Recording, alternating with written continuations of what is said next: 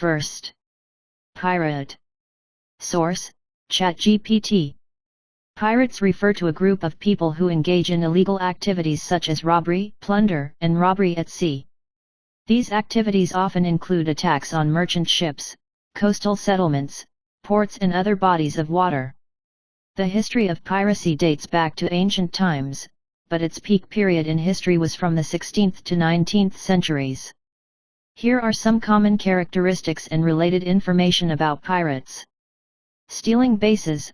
Pirates usually have their bases or hiding places, which are usually located on deserted islands, coastal caves, or other remote areas. These bases offer them the possibility of concealment and escape. Flags and symbols. Many pirates had their own flags and symbols, which often conveyed messages of terror or death. For example, the legendary pirate flag often featured a skull and crossbones. Ships. Pirate ships were often converted into powerful warships. These ships may be equipped with cannon, artillery, and other weapons to protect themselves during robberies or against pursuers. Robbery and extortion. The main purpose of pirates is to rob ships of their wealth, including gold, banks, valuable cargo, and other valuables. They may also conduct extortion campaigns, demanding ransom payments from victims to protect hostages or ships. Piracy acts. Many countries and the international community have passed piracy acts to combat piracy. The bills empower each country's navies and law enforcement agencies to conduct crackdowns and arrests in international waters and coastal areas. Literature and culture.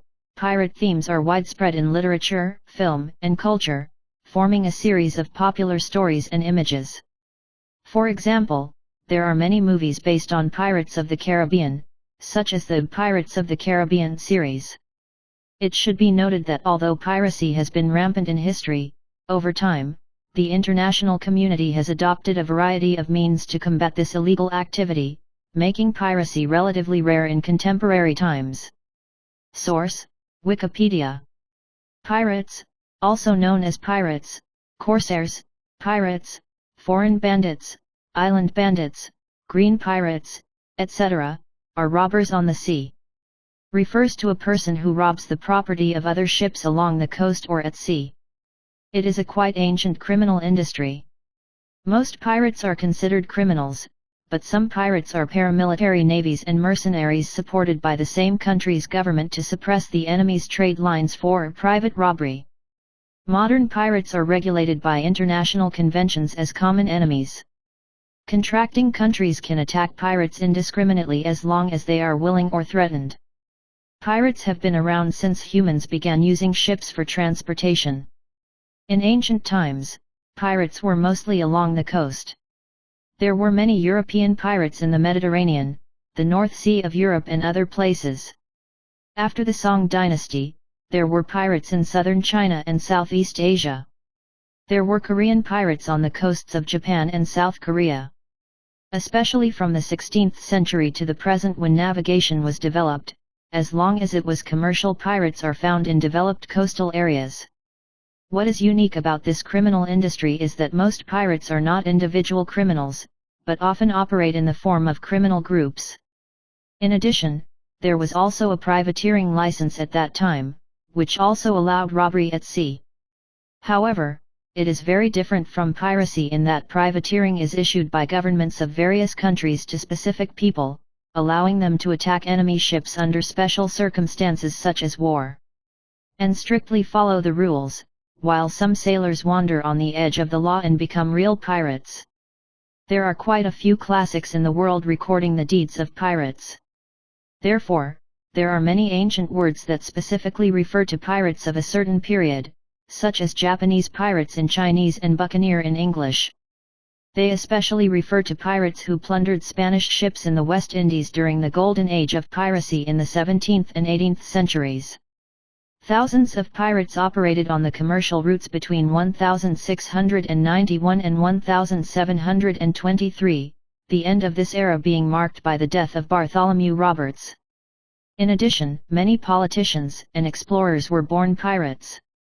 For example, Zheng Hailong and Zhang Chenggong in the late Ming dynasty, British explorer Francis Drake, and Danish king Harald Gormson in the 10th century. There are also some famous female pirates such as Anne Bonny and Mary Read. At the end of the Ming dynasty, Zheng Hailong was a pirate and engaged in maritime trade. He was both a merchant and a thief. It is rare in the history of Chinese pirates. During the Qing dynasty, there were many pirates in China's coastal areas, including the famous Zhang Baozhe, Cai Qian, Zheng Yulang, Zheng Yisao, Zheng Liutang, Guo Pade, Zongbing Bao, Wu Shire, Jin Guiyang, Donghai Ba, etc.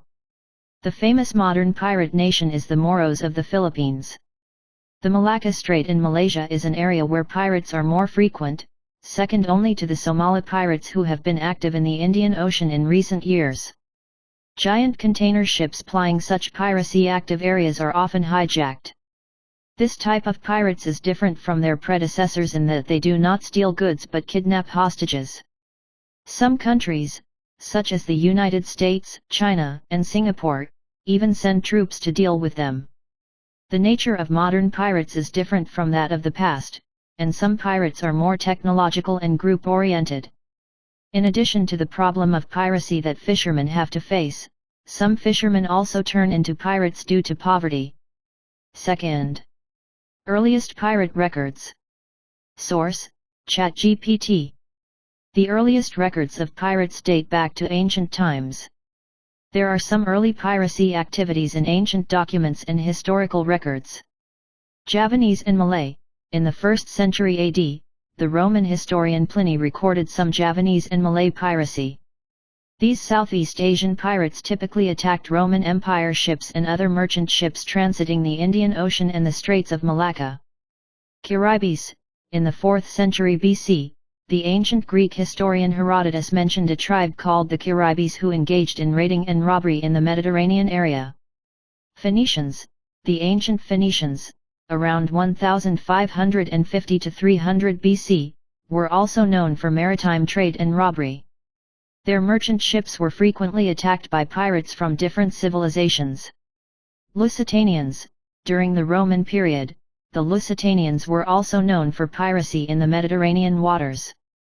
These early piracy campaigns may lack the romanticized depictions of later pirates of the Caribbean, as records and documentation are relatively limited, and historical accounts often have some element of legend and myth. However, these early piracy activities laid the foundation for what became known as pirate culture. Source: China Daily. The earliest record of pirates appears on a clay inscription in 1350 BC. Greek merchants were occasionally attacked by pirates while trading in Mediterranean ports like Phoenicia and Anatolia. The ancient Greeks usually called men who went to the sea to seek a livelihood pirates, and listed being a pirate as the 5 basic means of livelihood along with nomadic herding, farming, fishing, and hunting. The word pirate did not have a derogatory connotation at that time, and piracy was not considered shameful. This is very clearly recorded in Homer's epic. Homer's 2 long poems center on the war at Troy on the west coast of Asia Minor, narrating the story of the Greek coalition siege of Troy. This military operation was actually a large-scale organized piracy activity, and even their ships were built in the style of ancient pirate ships. Achilles, the Greek hero in the Iliad, was actually a pirate. He proudly said, "I took a ship and destroyed 12 cities, and I destroyed 11 cities on this beautiful plain of Troy. I got countless beautiful properties from these castles." Similarly, the most resourceful hero in Greece, Odysseus, was also a pirate. His pirate experience can be seen everywhere in the Odyssey. He amassed a lot of wealth through being a pirate, and later became a king. During the Roman Empire, rampant piracy became a serious concern for the largest power in the Mediterranean. Pompey, the special military commander of Rome at that time, established a special fleet for this purpose. In 3 months, more than 20,000 pirates were captured by the Roman army, 400 pirate ships were seized, more than 10,000 pirates were killed in battle, and more than 800 pirate ships were burned and sunk.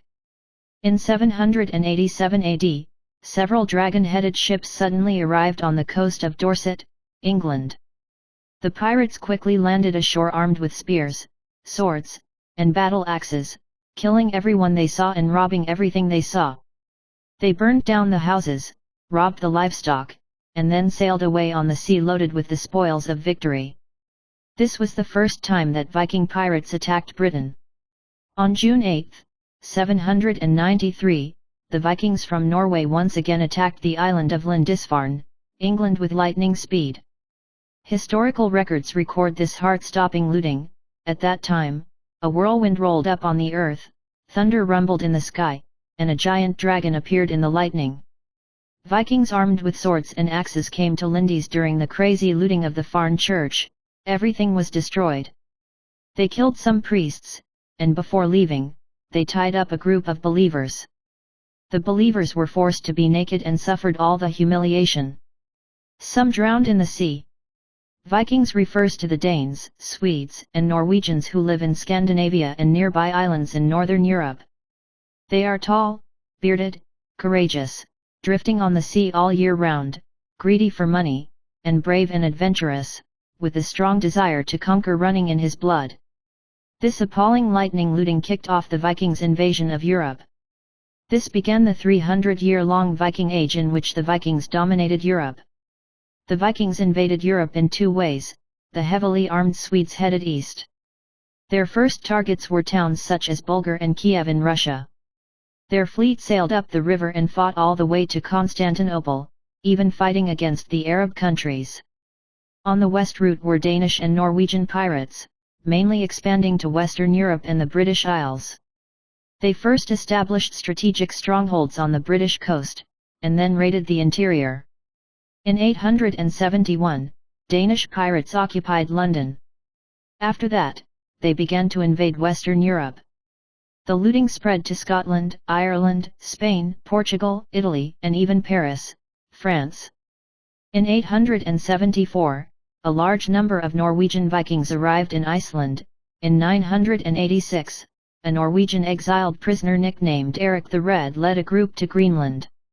The Vikings were the best navigators in the world at that time. They knew the sea well, and the characteristics of their ships were very obvious: a long and narrow hull, and a dragon head raised high on the bow. As long as you see this kind of dragon head ship, people knew this was the coming of the Vikings. The Vikings who roamed the world in the stormy seas made the whole of Europe frightened and became synonymous with pirates. Entering the 16th century, the discovery of the New World, the expansion of colonies, and ships sailing around the world laden with gold, silver, and other cargo all further stimulated the ambitions of pirates. Their ships were getting bigger and faster. According to records, from 1609 to 1616, Turkish pirates hijacked as many as 466 merchant ships in the Mediterranean. From the end of the 17th century to the beginning of the 18th century, the golden age of piracy came. A group of notorious pirate leaders such as Blackbeard Captain Edward Teach, Black Baron Roberts, and Captain Gid used guns to write a black legend full of blood.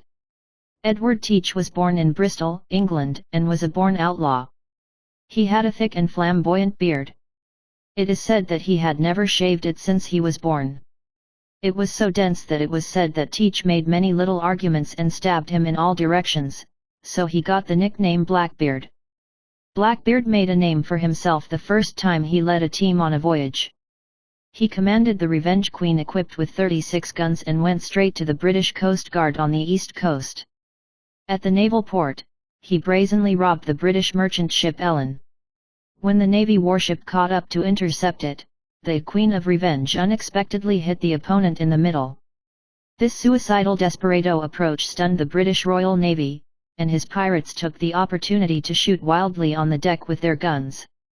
The British officers and soldiers suffered heavy casualties and fled in panic. Blackbeard became famous throughout the world, and all ships traveling along the Atlantic coast would flee when they heard this name. In May 1718, Blackbeard accomplished what could be called the most daring raid in his entire pirate career.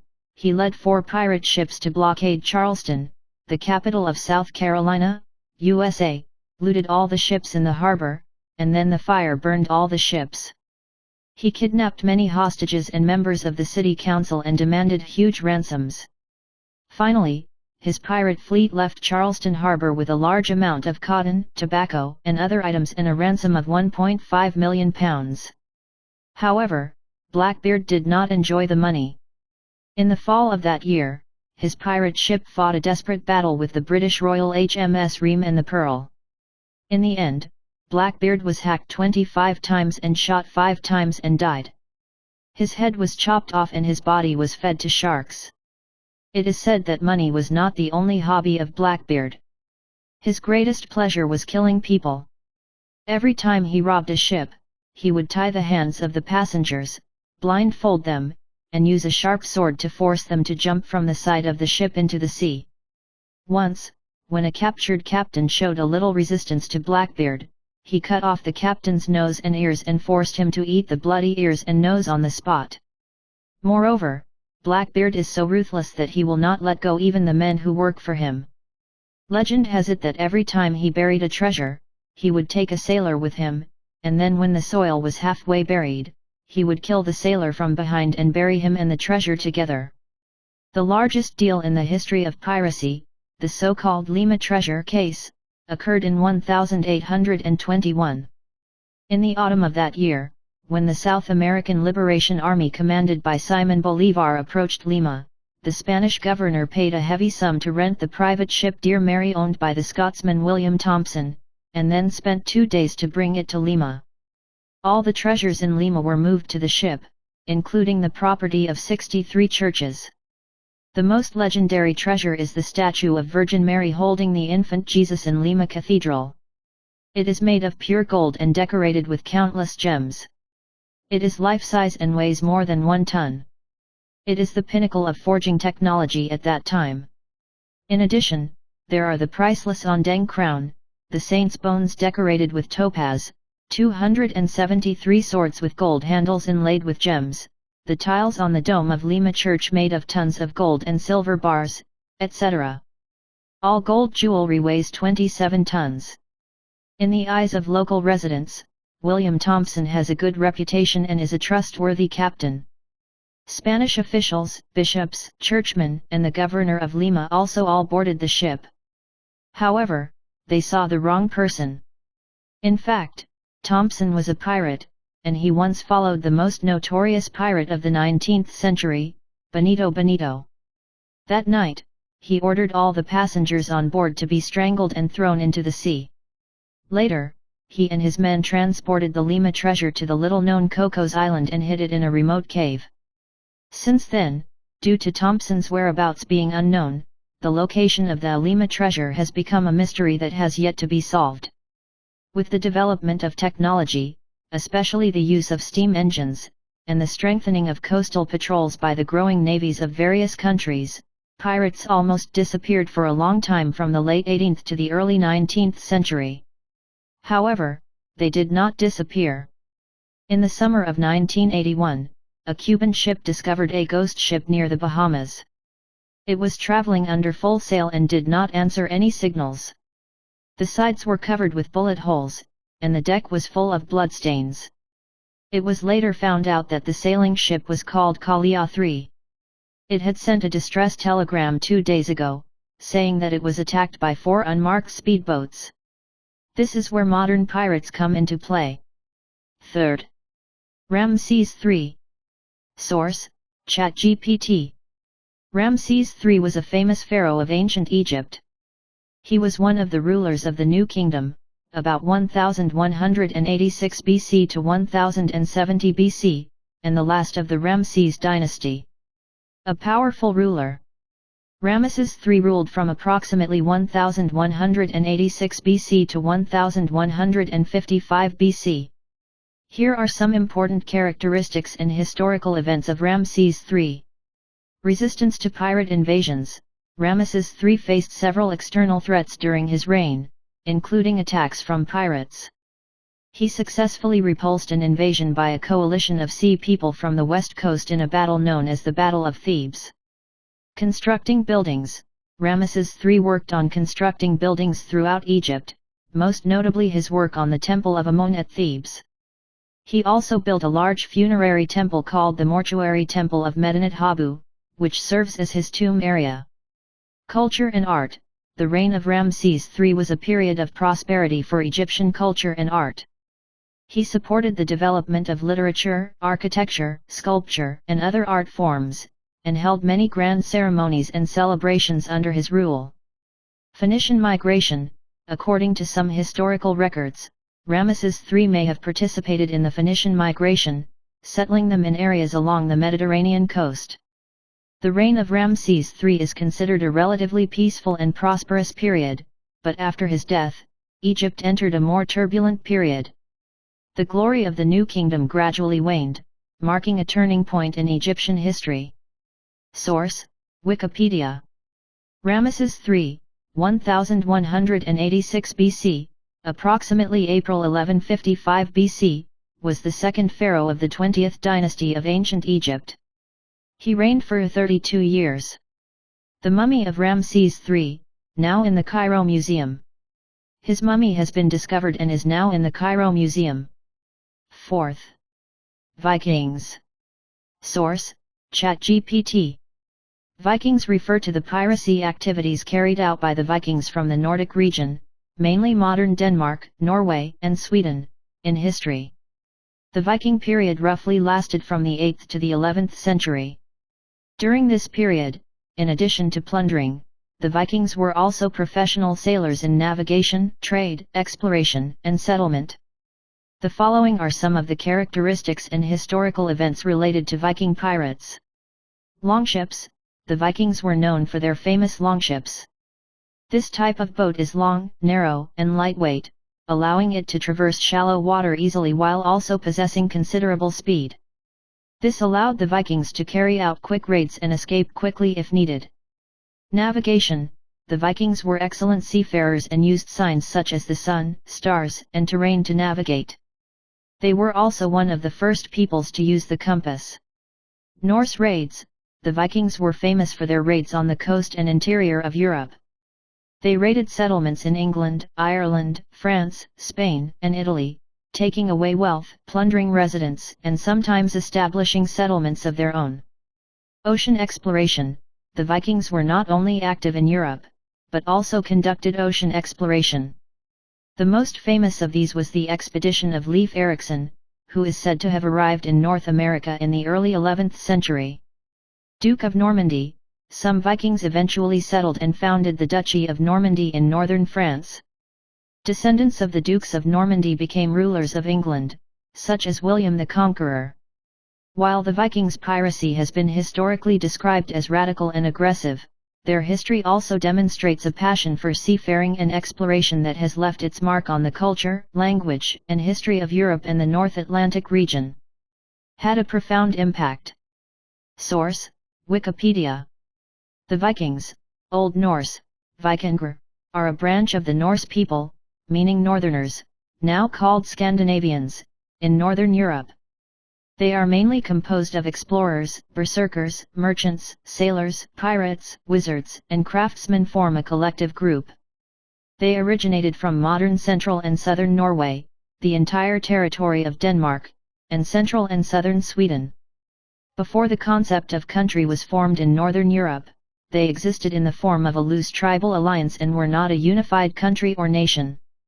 From the 8th to the 11th century AD, they invaded and colonized most of the European coasts, such as Normandy in France, Sicily, southern Italy, all of Latvia, southern and western Finland, and many other areas.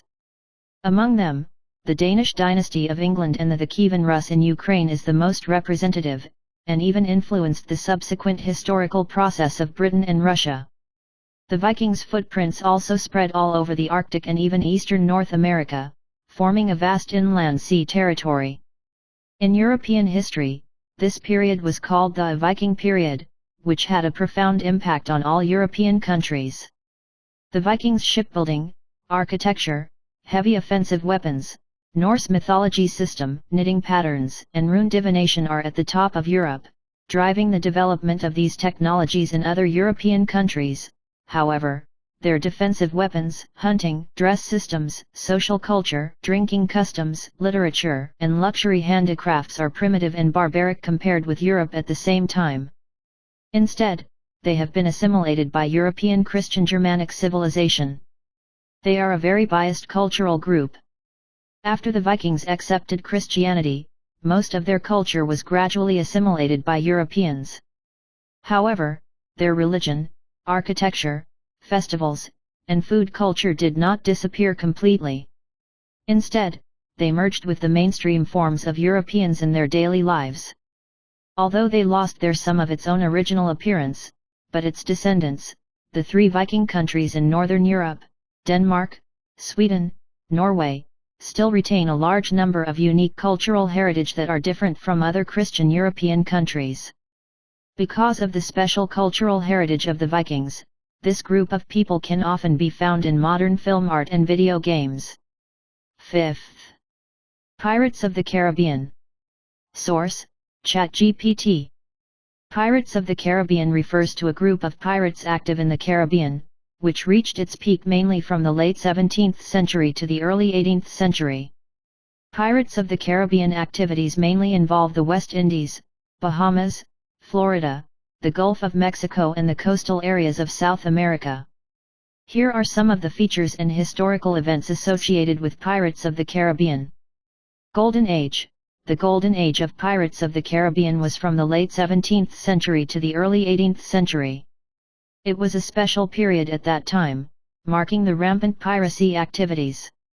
Piracy activities during this period mainly included attacks on merchant ships, seizure of ports and settlements, and battles with navies of various countries. Pirate Republic of the Bahamas. Some Caribbean pirates established their own strongholds in the Bahamas, forming the so-called Pirate Republic. It became a safe haven for pirates, who were able to trade freely, repair ships, and elect leaders democratically. Pirate ships. Pirates of the Caribbean ships are usually fast, agile, and armed to the teeth, including schooners, sloops, and frigates. These ships are capable of attacking quickly and violently and, if necessary, escaping. Female pirates. Some women also participated in Pirates of the Caribbean and were known as female pirates. Perhaps the most famous of these were Anne Bonny and Mary Read, who became well-known female pirates in the early 18th century. Pirates such as Drake and Morgan. Some of the famous Caribbean pirates in history include Francis Drake, Henry Morgan, etc. They have left a profound historical impact in the Caribbean. The end of piracy. Over time, European powers tightened their control over the Caribbean and conducted numerous sweeps to root out pirates. Between 1718 and 1726, the British Navy conducted large-scale strikes in the Caribbean, marking the end of the Pirates of the Caribbean era. The Pirates of the Caribbean era is richly depicted in history and literature, and has been the subject of many adventure stories and legends. 6th. Barbary Pirates. Source: ChatGPT.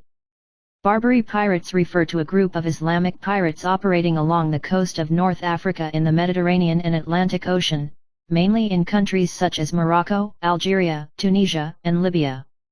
Active between the 16th and 19th centuries, these pirates were known for plundering merchant ships, capturing their crews and demanding ransom.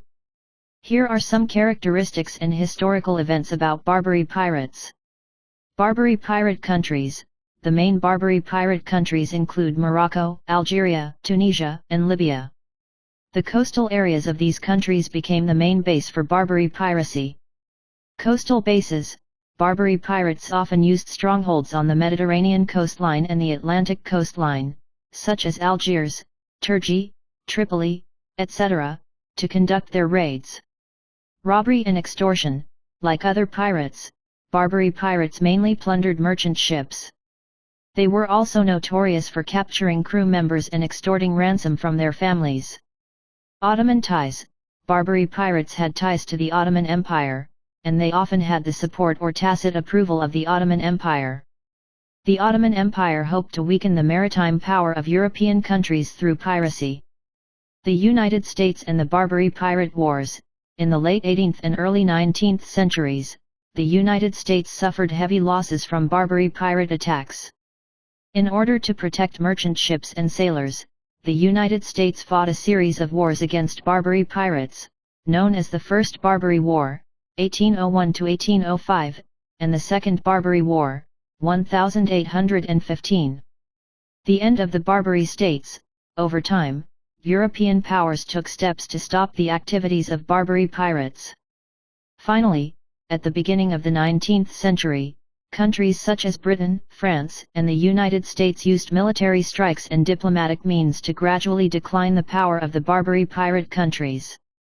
The age of the Barbary pirates was a turbulent period on the Mediterranean and Atlantic trade routes and an important historical period for international piracy. Source: Wikipedia. Barbary pirates or Barbary corsairs, also known as Ottoman corsairs, were pirates and privateers from North Africa. They were based in Morocco and the ports of Algiers, Tunisia, Tripoli, and other places known as the Barbary Coast. The name Barbary comes from the Berbers who live in this area. The Barbary pirates' plundering scope was initially in the western Mediterranean area.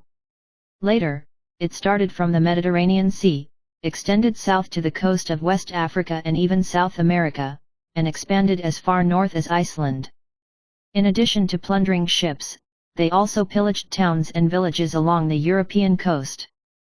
The main purpose of their land attacks was to capture Christians for use in the Ottoman and Arab slave trade. Piracy in North Africa began after the Muslims occupied this area, but the term Barbary pirates mainly refers to North African pirates after the 16th century, because since this period the frequency and scope of piracy have greatly increased. During this period, places such as Algiers, Tunisia, and Tripoli in North Africa successively became the sphere of influence of the Ottoman Empire. Some areas became directly administered provinces of the empire, and some became autonomous regions of the empire, such as Barbary State.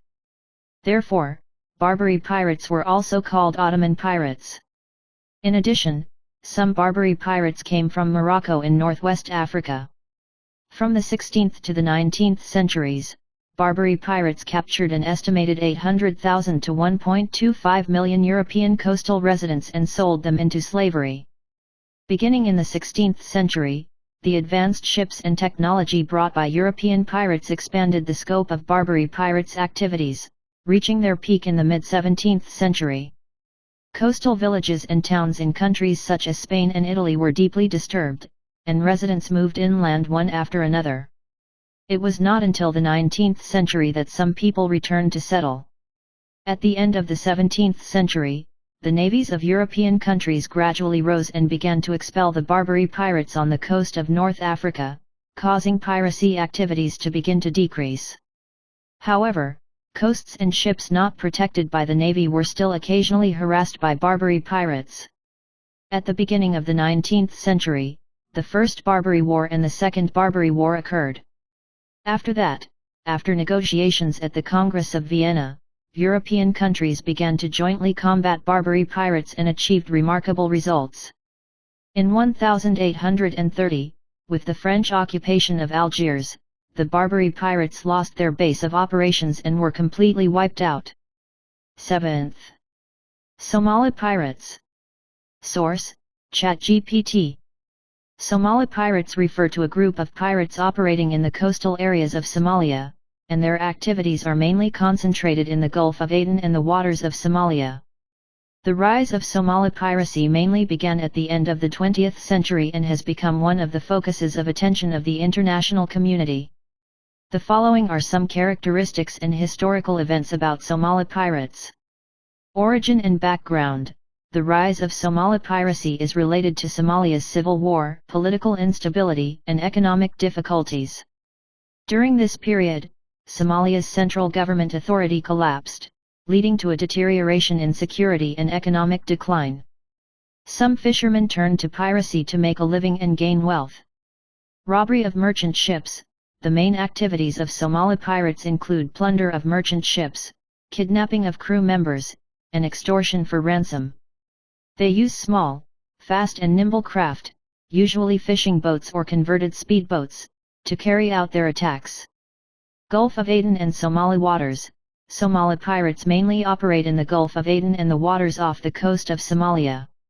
This area is an international shipping channel, so it has become their main target. Crew kidnapping and ransom.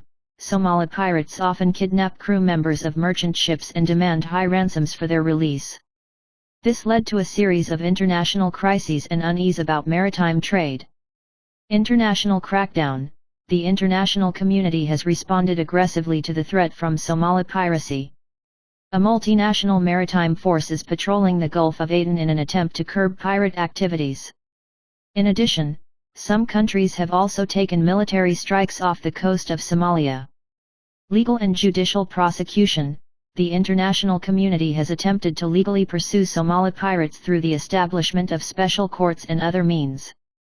Some countries, through unmandated forces patrolling the Gulf of Aden, have also tried to arrest Somali pirates and extradite them to other countries for trial. Decline in recent years. Piracy in Somalia has declined in recent years as a result of international efforts. However, the problem remains and Somalia's political and economic stability remains a key factor in solving it. Source: Wikipedia.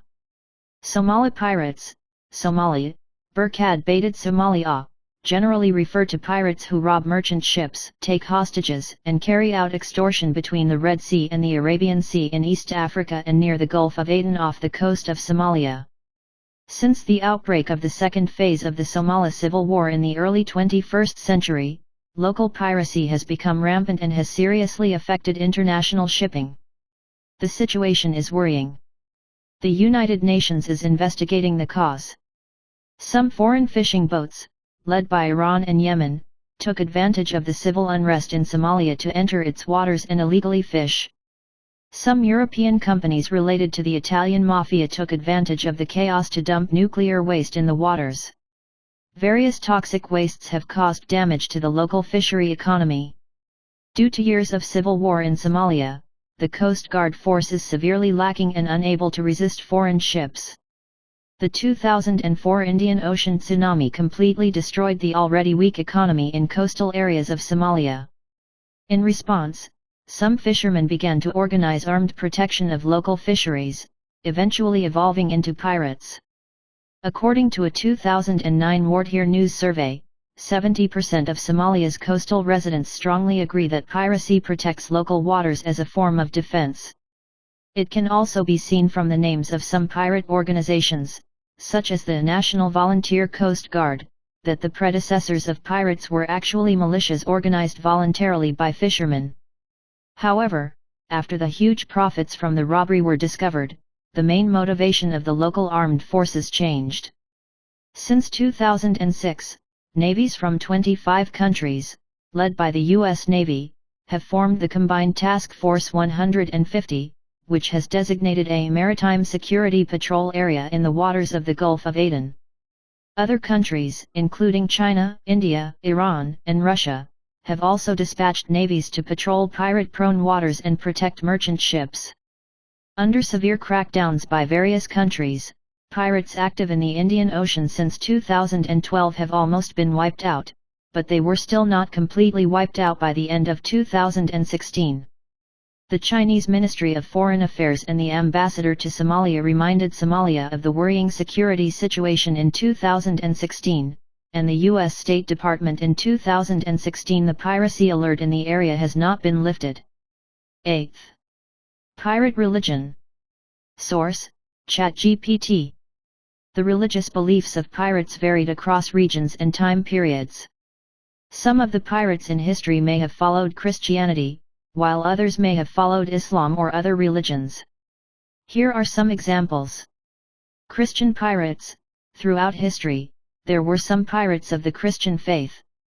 For example, some people in Pirates of the Caribbean might be Catholic or Protestant, and some people in England's privateers, private armed fleets, might also be Christians. Barbary pirates. Some pirates active on the Barbary coast of North Africa from the 16th to the 19th century, mainly Muslims from the Barbary countries of Morocco, Algeria, Tunisia, and Libya. Their religion is mainly Islam. However, their behavior was also influenced by political and economic factors, not just religious beliefs. Somali pirates. Modern Somali pirates may come from a variety of religious backgrounds. Somalia is primarily an Islamic country, so some of the pirates may be Muslims. However, due to the unrest in Somalia, some pirates may not be bound by religion. It is important to note that pirate behavior is often more influenced by economic, political, and social factors than by a single religious belief. They may be motivated by the pursuit of wealth, revenge, resistance to an unjust political system, etc., of which religious belief is only one aspect. Therefore, there was a diversity of religious beliefs and motivations among pirates. 9th. Privateering license. Source: ChatGPT. A privateer's license is a special license issued by a country or government that allows its holder, called a privateer, to attack merchant ships of hostile countries and seize their property during war. The issuer of a privateering license usually expected that the privateer would cause damage to the hostile nation being attacked, while the privateer would also profit from the robbery. Here is some important information about privateering licenses. Wartime practice. The use of privateering licenses has historically been concentrated during wartime, especially during the 17th and 18th centuries. This is because during this period, the regular navy was insufficient and the country needed other means to fight against the merchant ships of hostile countries. Role of the privateer.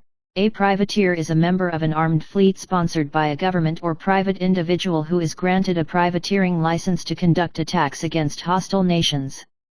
Privateers were generally free to attack and plunder enemy nations' merchant ships while dividing the wealth they won among themselves and their patrons. Conditions of the license.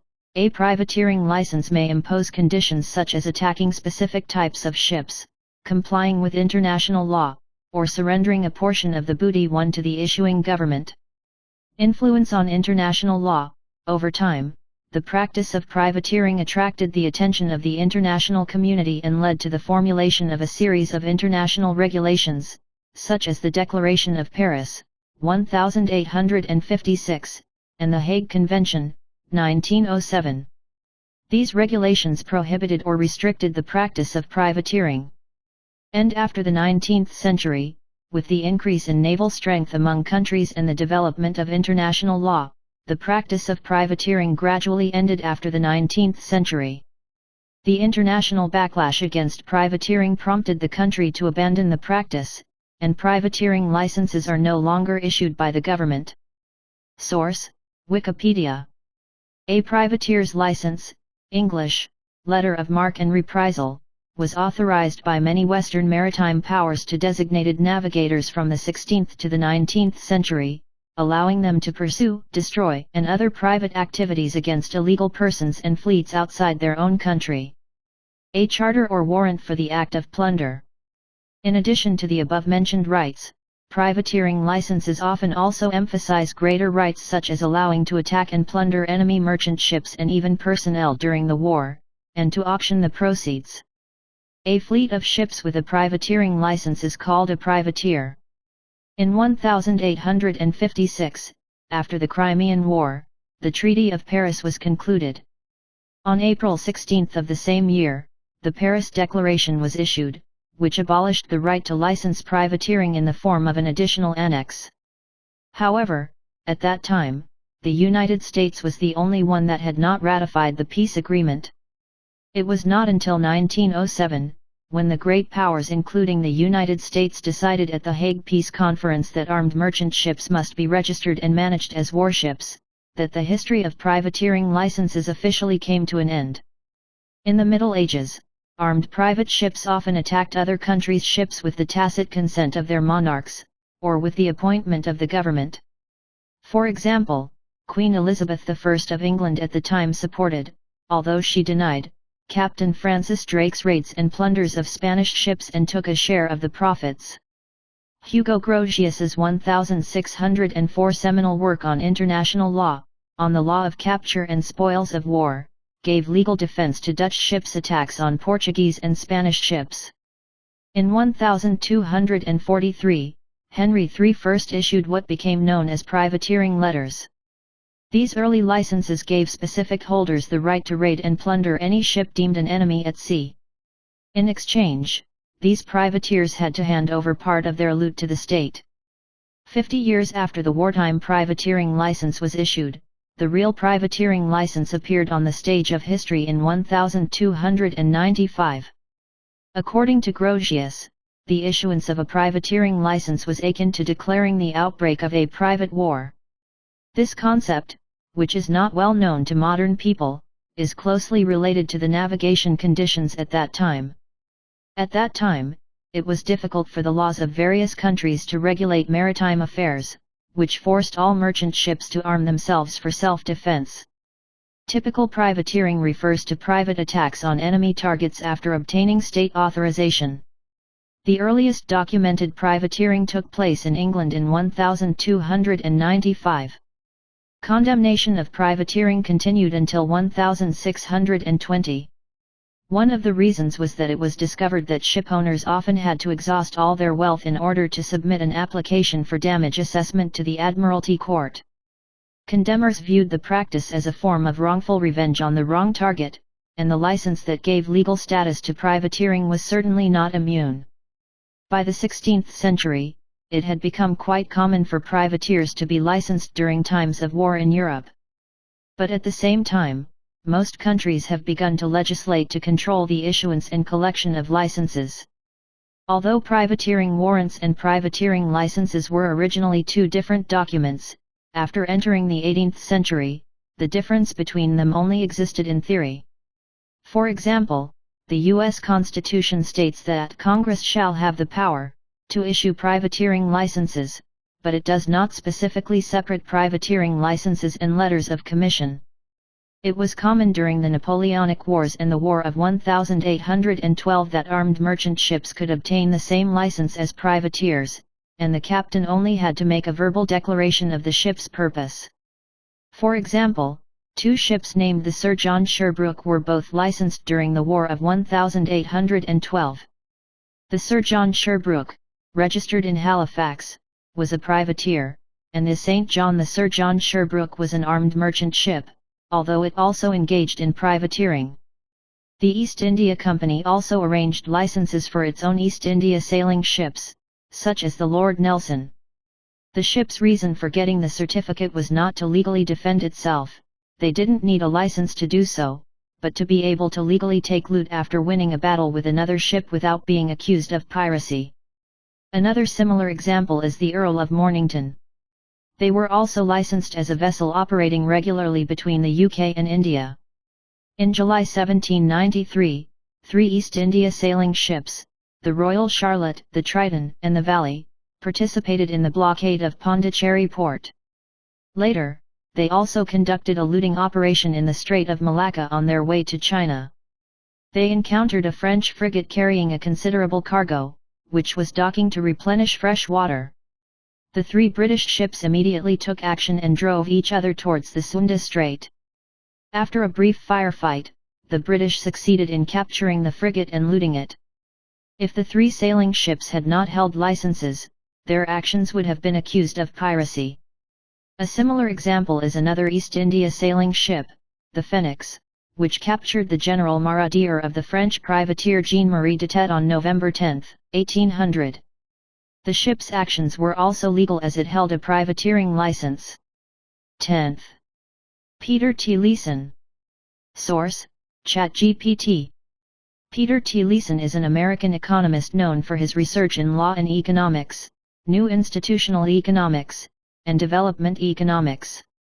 Here is some basic information about him. Education: Peter Leopold received his bachelor's degree from George Mason University and completed his doctorate in the economics doctoral program at George Mason University. Research fields: Leopold's research mainly focuses on the fields of law and economics and new institutional economics.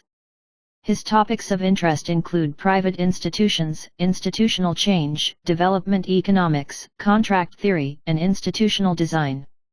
Academic career: he has held faculty positions at George Mason University and George Washington University, and since 2019 has been the Dean of the George Mason University School of Business. Representative works. Some of Leopold's representative works include The Invisible Hook, The Hidden Economics of Pirates, The Invisible Hook, The Hidden Economics of Pirates, which uses an economic framework to interpret historical pirate societies. In addition, he has research on traditional African legal systems and contract theory. Awards and honors. He has received several awards for his outstanding contributions to the fields of law and economics and development economics, including the Montgomery Prize from the Montgomery Society. Overall, Peter Leopold's research in the field of economics focuses on non-traditional topics, using economic methods to explain historical and social phenomena. 11th. The Invisible Hook, Pirate Economics. Source: ChatGPT. The Invisible Hook, The Hidden Economics of Pirates is a book written by economist Peter T. Leeson. This book was first published in 2009. It interprets the historical pirate society through the perspective of economics and conducts in-depth research on their organizational structure, decision-making process, contract system, and other operations. In this book, Leopold uses economic principles to explain why some people choose to become pirates and why pirate societies are able to establish some unconventional but highly effective institutions in abnormal circumstances. The book provides an in-depth study of pirate organizations, leadership structures, contracts, disciplines, and ways of distributing wealth, and provides interesting and vivid descriptions through many historical cases. Overall, this book provides readers with an unusual and insightful historical perspective by revealing the principles of economics in pirate society through vivid narrative and a unique perspective. Source: Daubon. Pirates have always been a topic full of gimmicks, and literary works regard this field as a battleground for military strategists. Pirates of the Caribbean won Disney's turnaround in the film field, making the evil Captain Jack Sparrow overnight a character that both children and girls are crazy about. Japan's hot-blooded novel One Piece, which is still being updated, incorporates elements of famous pirate legends in history such as Blackbeard into the material, and it hits the nerves of not just otakus. However, in these pirate-themed films, television, and literary works, pirates are often described as pursuing romantic ideals such as freedom, equality, or brotherhood before boarding the pirate ship. Is this really the case? What is the force that has supported pirates' repeated bans for 400 years? What pirate economics wants to reveal to us is the truth behind such a pirate legend. On pirate ships, people do enjoy more freedom, can share power to a greater extent, and are more united, but all of these are just means used by pirates to ensure that their criminal gangs can cooperate seamlessly. I'm not saying that pirates were never motivated by pastoral ideals, but most sailors became pirates for a more familiar reason: money. In the early 18th century, Captain John Bowen's pirate gang once made a deal: each crew member received £5,001. You must know that the common people at that time would never see so many pounds in their lifetime. Even a small-scale pirate gang could make a single transaction in 1722, which was enough for each person to earn £300. This was the income of ordinary sailors at the same time who had worked hard for more than 10 years.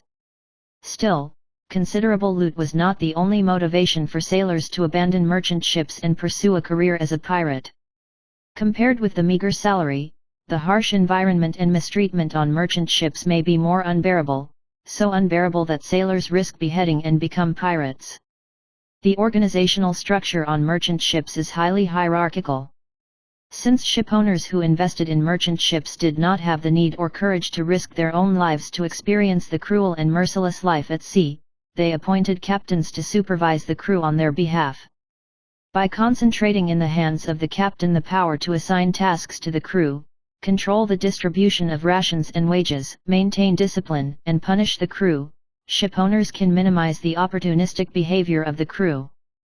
But this kind of dictatorship of the captain also creates a problem. On the other hand, the captain can easily use his power to oppress and exploit the crew and make profits for himself. Violence by merchant captains was not uncommon, not because merchant captains were violent by nature, but because the structure of merchant ship owners required a repressive or authoritarian leader. Looking back, let's take a look at the situation of the pirates. Unlike merchant ships, pirates jointly own and operate the ship.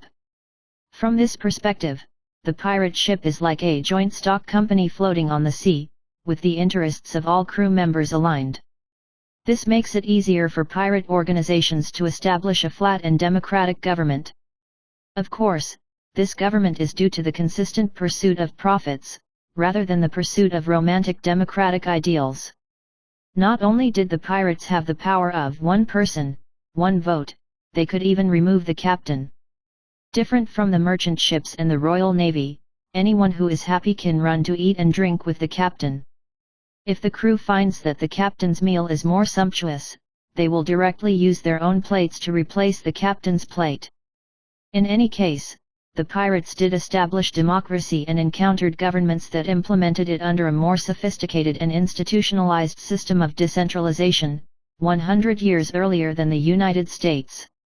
In Pirate Economics, the author calls this force that promotes the prosperity of piracy the invisible hook, borrowing the image of Captain Hook in Peter Pan to compare it to the metaphor proposed by Adam Smith of the classical economics school. The invisible hand. This is the origin of the original English name of this book, The Invisible Hook. In The Wealth of Nations, Adam Smith elaborated on the profit motive of capitalist investment. As on many other occasions, he is guided by an invisible hand to try to achieve a goal that he did not intend to achieve. Purpose does not mean that something is harmful to society just because it is not his original intention. His pursuit of his own interests often enables him to promote the interests of society more effectively than if he really did it out of his original intention. We are all led by an invisible hand, and in the process of working to satisfy our own interests, we also serve the interests of others. When we serve their interests, they will be happy to cooperate with us, which is actually realizing our own interests. We can't rely on the kindness of the butcher, the brewer, the baker to get our dinner, we can only rely on their selfishness to get our dinner. The most reliable thing to ensure that your needs are met is profit motive. If businessmen weren't greedy, you'd be digging your own carrots in your backyard. But the beauty of markets is that they can harness people's greed and make these greeds serve the needs of others. It was the greed of pirates that led them to create advanced democratic organizational forms and put them into practice, or it was this greed that led to the pirates' flat salary distribution system and a more complete social security system than that of commercial society. It is also this kind of greed made it possible for black sailors in some pirate gangs as early as the 18th century to enjoy the same allowances and civic rights as white sailors. From this perspective, it is no wonder that the pirate theme still has a strong charm in any field today, because in addition to romance, blood, and curiosity, the more important reason is that the life of a pirate is in line with the most widely recognized values in the world today. These values include the democracy, equality, and social security we aspire to. 12th. Aztec Civilization. Source: ChatGPT. The Aztec civilization was an ancient civilization that flourished in what is today Mexico between the 15th and 16th centuries. The Aztec civilization established its capital, Tenochtitlan, in 1325 AD, which later became one of the largest cities in the world at that time. Here are some key characteristics and historical points about the Aztec civilization. Origin and migration. The origin legend of the Aztecs is related to a mysterious eagle and snakes. They migrated from the south to the central Mexican plateau and eventually founded the city of Tenochtitlan on an island in a lake. Urban construction. Tenochtitlan is a city located on an artificial lake, connected by canals and bridges. The city was massive, with magnificent pyramids, palaces, temples and markets. Agriculture and trade. The Aztecs used a complex agricultural system to build artificial islands around lakes to grow crops. In addition, they interacted with surrounding civilizations through trade and established trade links with cities in specific regions. Social structure. Aztec society was divided into nobles, peasants, and slaves. Nobles owned land, resources, and political power, while peasants were responsible for production and slaves performed various tasks. Religion played an important role in the Aztec civilization. They worshipped many gods, one of the most important of which was Huitzilopochtli, the sun god. Religious rituals often involve sacrifices and human sacrifices. Mexican conquest. The Aztec civilization was conquered by Spain in 1519 AD. Due to the military superiority of the Spanish conquistador Hernán Cortés and his alliance with other local tribes, Tenochtitlan was captured by the Spanish army in 1521, marking the beginning of the Aztec civilization. Finish.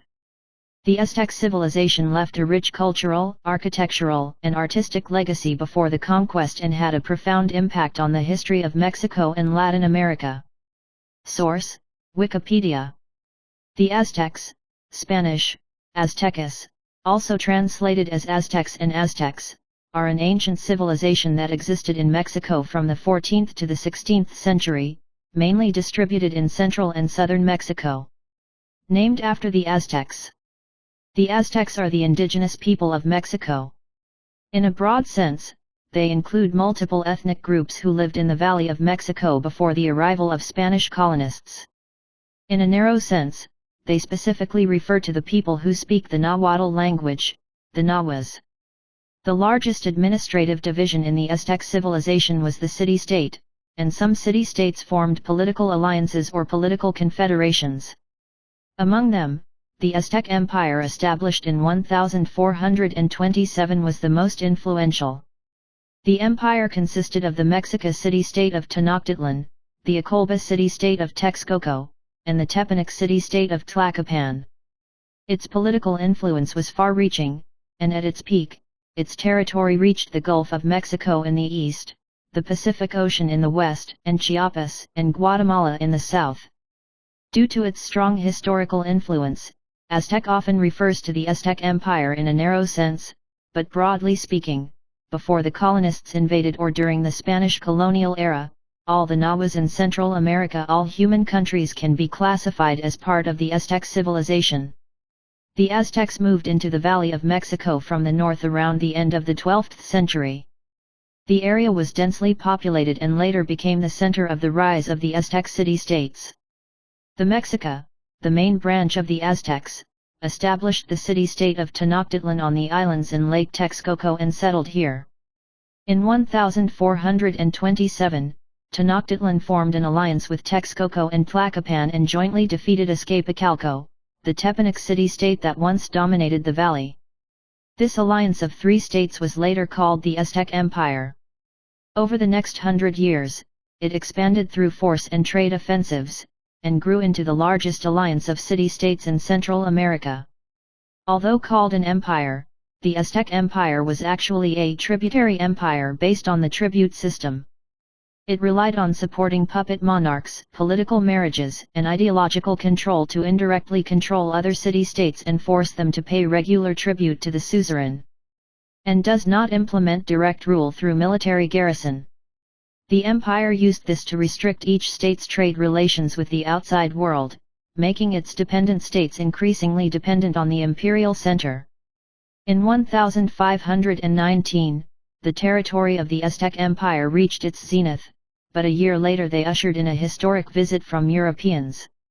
In 1520, Spanish colonist Hernán Cortés and his party arrived in Central America.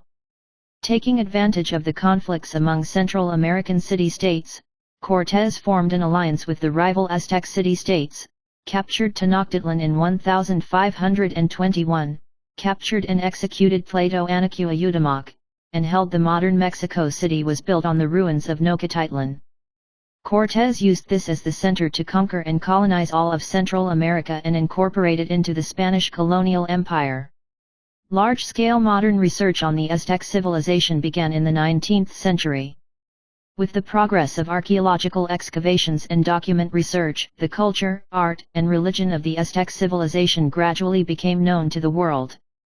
In addition to the ancient buildings and objects discovered by archaeological work, existing written documents also play an important role, including indigenous manuscripts, documentary literature of the Spanish conquistadors, and Spanish priests or literate people in the 16th and 17th centuries. The Aztecs compiled cultural and historical documents. The Florentine Codex, a 12-volume manuscript, is one of the more famous documents. It was written by the Franciscan friar Bernardino de Sahagun and combined with some Aztec descriptions. It comprehensively records the Aztec history, the cultural, religious, social, economic, and historical appearance of the Aztec civilization. The German geographer von Humboldt was the first to use the term Aztec in the early 19th century to refer to a collection of civilizations linked by trade, customs, religion, language, or political alliances among the Nahua people in Central America. The term Aztec has been widely accepted and used by academic circles. However, the specific definition of the Aztecs is still one of the topics of academic discussion. According to the consensus on dating of Mesoamerican history, during the post-classic period from 900 to 1521, most ethnic groups in Mesoamerica had broadly similar cultural imprints. Therefore, most of the cultural elements that are generally believed to symbolize the Aztec civilization are not exclusive to the Aztec Empire. Therefore, a more appropriate understanding of the concept of Aztec civilization is a universal Mesoamerican cultural system. Its agriculture is mainly corn cultivation, and the society has formed a class divide between Pili nobles and Masay Valley commoners. They worship the gods mainly Tezcatlipoca, Tlaloc and Quetzalcoatl, and the calendar the system consists of a solar calendar with a cycle of 365 days embedded with a sacred calendar with a cycle of 260 days. Correspondingly, the guardian deity Huitzilopochtli, the twin pyramids and Aztec pottery are unique cultural symbols of the Aztecs. After the establishment of the modern Mexican state, Aztec culture, as an important culture that once existed on its soil, became one of the foundations of its modern national identity. In the legend of the founding of Tenochtitlan, the classic scene of an eagle standing on a cactus carrying a long snake appears on the Mexican flag and national emblem and is one of its important national symbols. 13th. Gold Fleet. Source: ChatGPT. The Spanish Treasure Fleet, also known as the Spanish Treasure Fleet, refers to a series of fleets operated by the Spanish treasury in the 16th and early 17th centuries, responsible for collecting treasures from Spanish America, mainly Peru and Mexico. Unearthed large quantities of gold, silver and other treasures and transported them back to Spain. Here are some key facts about the Gold Fleet. Operation time. The operation time of the Gold Fleet was mainly concentrated from the late 16th century to the early 17th century. The most famous of these is the Great Armada of St. Augustine, Great Armada of 1715. Fleet composition. A gold fleet usually consists of dozens or even hundreds of ships, including large ships carrying gold, silver, gems, pottery, and other treasures, as well as warships responsible for protection and transportation. Source of treasure. The main treasure comes from the Spanish-American colonies, especially Peru and Mexico. There were large deposits of gold and silver in these areas, and Spanish colonists transported the wealth back to Spain by conquering and exploiting local resources. Conquest and escort. To ensure the safety of the Gold Fleet, Spain usually sent powerful warships to escort it. However, this did not completely prevent attacks by other nations or privateers. The famous British privateer and pirate Francis Drake had attacked the Gold Fleet many times. Important events. In 1715, a fleet of 14 ships from St. Augustine encountered a strong hurricane on its way back to Spain, causing most of the fleet to sink. This incident is considered a disaster in the history of the Gold Fleet, and many precious treasures sank into the Atlantic Ocean. Economic impact. The operation of the Gold Fleet had a profound impact on the Spanish economy. The large imports of gold and silver caused inflation and hindered Spain's economic diversification to a certain extent. Source: Beidou Encyclopedia. In 1702, the famous Golden Fleet in Spanish history was sunk by the British in the Bay of Vigo in the Atlantic Ocean, leaving a great legacy in the history of treasure hunting. One day in June of that year, just as the Golden Fleet was sailing to Vigo Bay in the Atlantic Ocean, it was suddenly blocked by a joint British and Dutch fleet. The desperate commander-in-chief of the Golden Fleet ordered the ships carrying gold, silver, and jewelry to be burned. The captured Spanish Admiral Chacon estimated that about 5,000 carriages of gold and jewelry sank to the bottom of the sea. As Spain's financial situation became increasingly difficult, King Philip V ordered the Spanish colonial government in South America in 1702 to quickly ship the gold and silver treasures surrendered and paid tribute to Seville, Spain. This is done at great risk. This is because transporting this treasure worth tens of billions of francs across the ocean must have a striking force, and Spain and Britain were at war at the time. Despite this, 17 galleons loaded with gold, silver, and jewels plundered from Peru and Mexico left Havana on June 12, 1702, heading towards Spanish territorial waters. This is the famous Golden Fleet in Spanish history. In 1702, the famous Golden Fleet in Spanish history was sunk by the British in the Bay of Vigo in the Atlantic Ocean, leaving a great legacy in the history of treasure hunting. At that time, Spain was in financial difficulty. A huge fleet of 17 large sailing ships was ordered to quickly transport the gold, silver, and jewelry plundered from South America back to Spain. During this period, they would pass through the most dangerous sea area.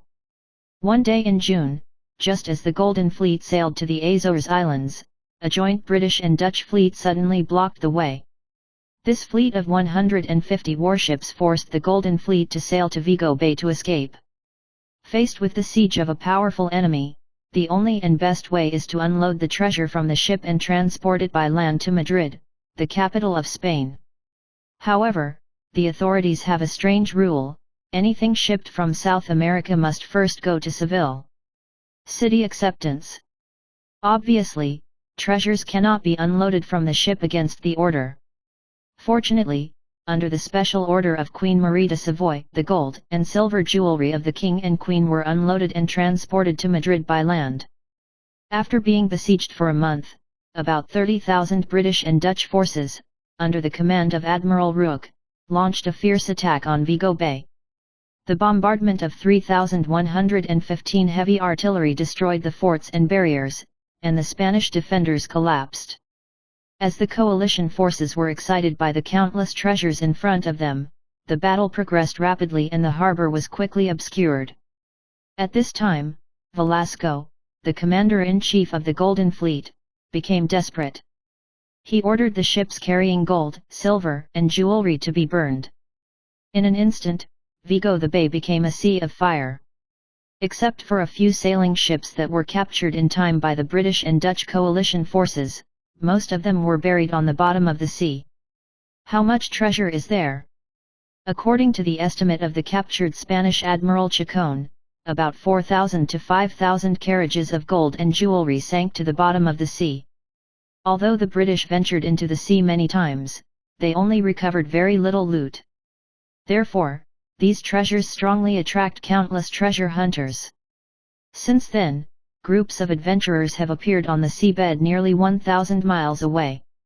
Some of them picked up empty sunken ships, while others obtained pure emeralds, amethysts, pearls, black amber and other jewelry and emeralds. Still using modern technology and tools to continue the search. As the years go by, winds and waves have covered the treasure with thick sand, and many rumors have added a bit of mystery to the treasure, which undoubtedly brings too much trouble to the adventure. Unfortunately, part of the treasure that was transported by land to Madrid was robbed by robbers on the way. This part of about 1,500 carriages of gold is said to be still buried in a little-known place in the Pontevedra Mountains of Spain. This is obviously like a huge magnet attracting people who dream of getting rich. 14th. Pirate Blackbeard. Source: ChatGPT. Blackbeard refers to the British-born pirate Edward Teach or Edward Thatch, circa 1680 to 1718. Named for his thick black beard, he is considered one of the most notorious pirates in history. Here are some important facts about Blackbeard. Biography: Blackbeard's birthplace and early life are unknown. He may have been born in England or Bristol. There are few precise historical records of his early life. Becoming a pirate, it is believed that Blackbeard originally served as a privateer for Britain and the American colonies. However, he later turned to piracy and became a feared captain. Reputation and terror: Blackbeard is known for his massive body, thick black beard, and slow-burning fuse. He is good at creating an atmosphere of terror, lighting fuses before battle, filling the air with smoke, and causing psychological pressure on the enemy. Rating: between 1717 and 1718, Blackbeard became a very successful pirate. He operated in the waters off the Caribbean and North American coasts, plundering many merchant ships. Fighting and death: eventually, Blackbeard's atrocities came to the attention of the Royal Navy. On November 22, 1718, a team led by British Navy Captain Robert Maynard had a fierce battle with Blackbeard's fleet in Ocracoke Bay, North Carolina. In this battle, Blackbeard was killed and his head was hung on Robert Maynard's ship. Legacy: the legend of Blackbeard holds an important place in pirate culture. His image often appears in literature, movies, and other popular culture works, becoming one of the symbols of pirates. Source: Wikipedia. Blackbeard, whose real name was Edward Teach, or Edward Thatch, 1680, November 22, 1718, was born in Bristol, England. He was one of the most notorious pirates in the history of world navigation. 1.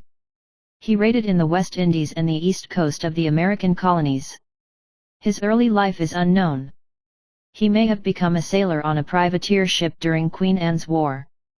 It is certain that he settled in New Provi in the Bahamas. Dens Island, which was one of Captain Benjamin Hornigold's bases, and around 1716, Teach joined Benjamin's crew and was assigned to one of Benjamin's captive sloops. Captain of the schooner, they plundered many ships, and were joined by Stede Bonnet, but in the following year, 1717, Hornigold washed his hands of himself. Later, Teach captured a French merchant ship, named it Queen Anne's Revenge and equipped it with 40 cannons. He became a well-known pirate, and his alias Blackbeard was derived from his thick beard and an intimidating face. He accepted a pardon from the British royal family, but soon returned to the sea. Afterwards, he was targeted by Alexander Spotswood, the governor of the Virginia colony. In November 1718, Spotswood organized a group of soldiers and sailors to try to capture Blackbeard. In a fierce battle, Teach and some of his accomplices were killed by a squad of sailors led by Lieutenant Robert Maynard. After his death, Blackbeard was transformed into a literary figure and became the source of inspiration for various pirate-themed fantasy works. 15th. Pirate Vulture. Source: ChatGPT. Calico Jack refers to the nickname of pirate John Rackham. He was known as Calico Jack because of the fancy calico fabrics he liked to wear on the ship. Rackham was a Caribbean pirate active in the early 18th century. Although his pirate career was relatively short-lived, the flag on his flagship became a symbol of pirate culture. Here are some key facts about the bald eagle, Calico Jack. Life: John Rackham, born about 1682, was a seaman in England. Active between 1718 and 1720, he became a famous pirate of the Caribbean. Flagship: the Vulture's flagship is a ship named the Revenge. The ship was famous for its bright colors and calico cloth upholstery, giving the Condor himself his name. Female crew: there are two famous female pirates on board the Vulture, namely Mary Read and Anne Bonny. They participated in many raids under the command of Vulture. Capture and death: the Vulture was eventually captured by the Royal Navy in 1720 due to piracy. At trial, he was sentenced to death and executed by hanging in Port Royal, Jamaica, on November 18, 1720.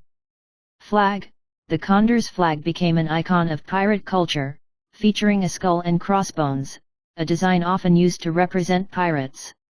Although the Condor's pirate career was relatively short, his flag and the 2 female crew members who sailed with him left a lasting impact on subsequent pirate culture. 16th. Famous pirate incidents. Source: ChatGPT.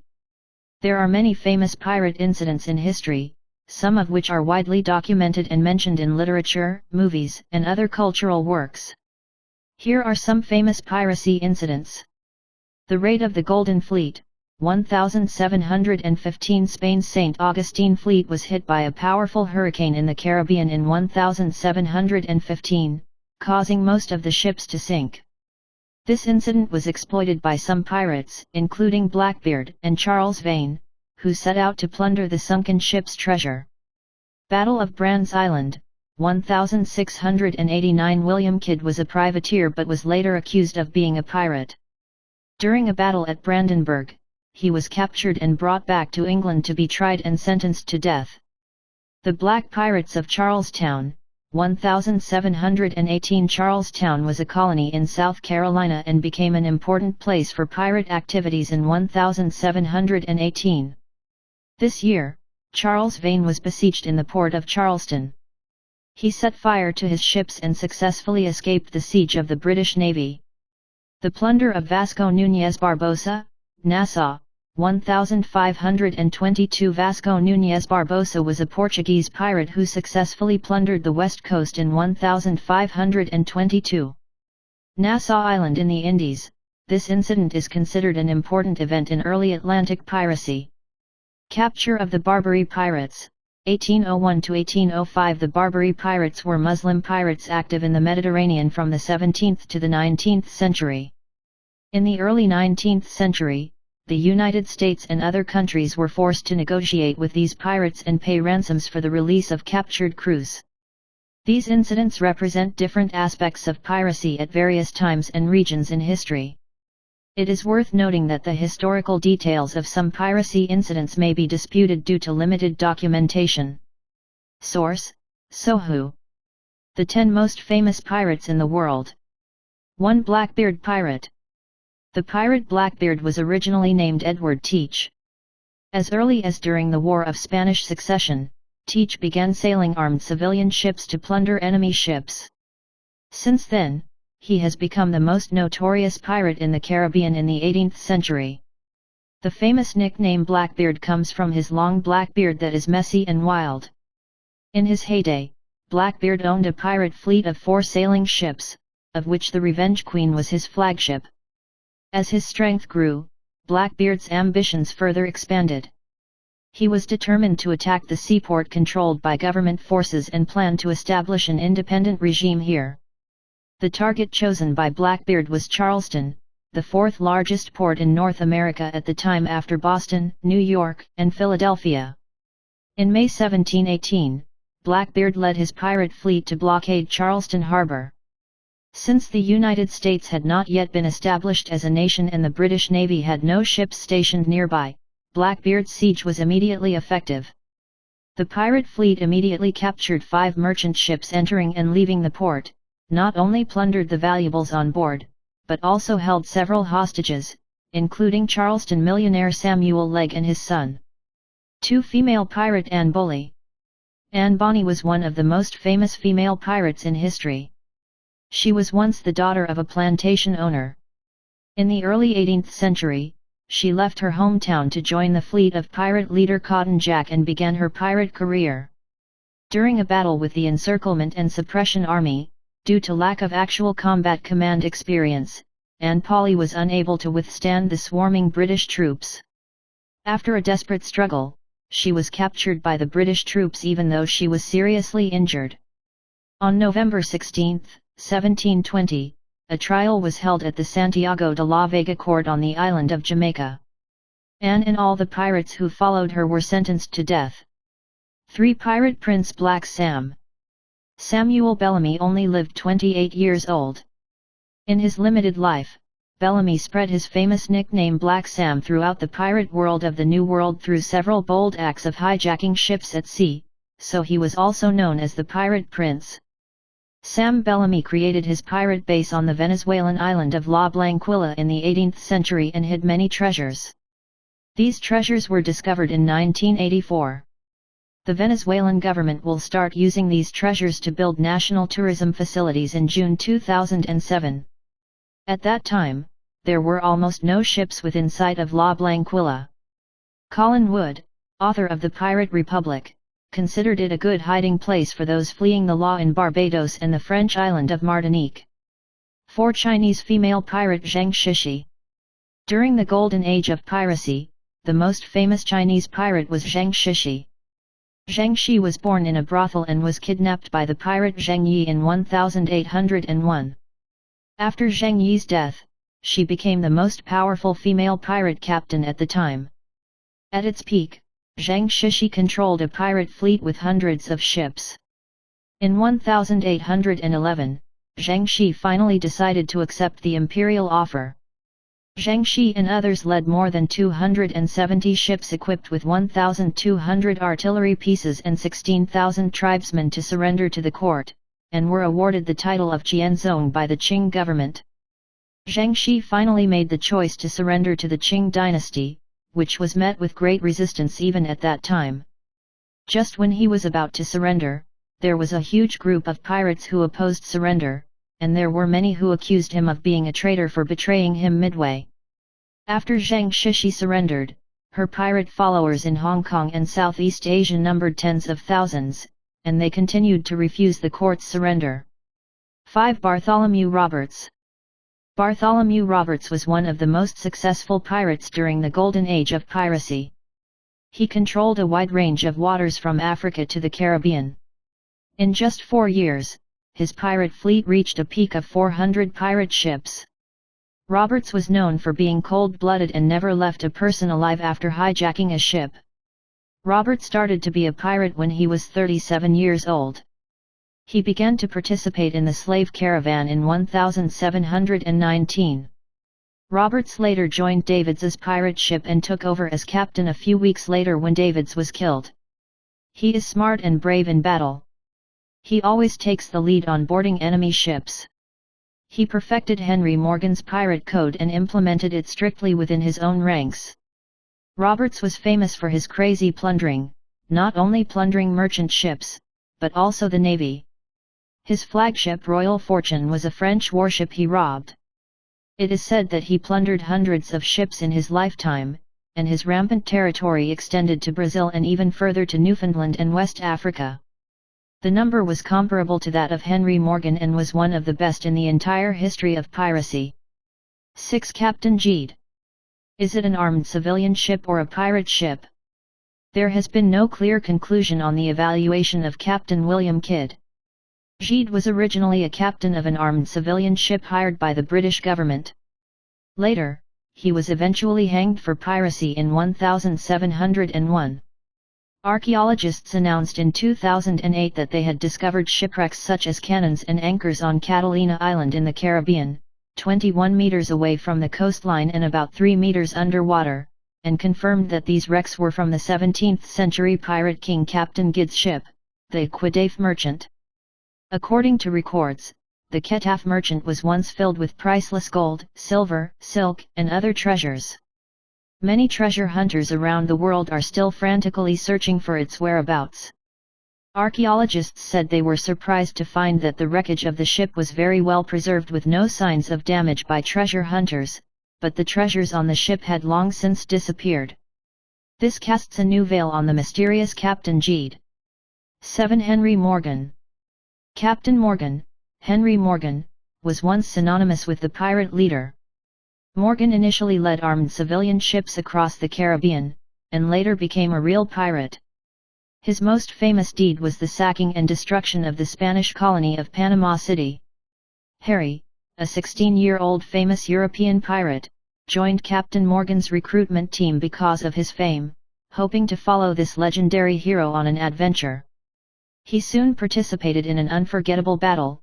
The pirate-backed governor of Santa Catalina was captured by the Spanish Navy, and Captain Morgan deployed a careful rescue mission.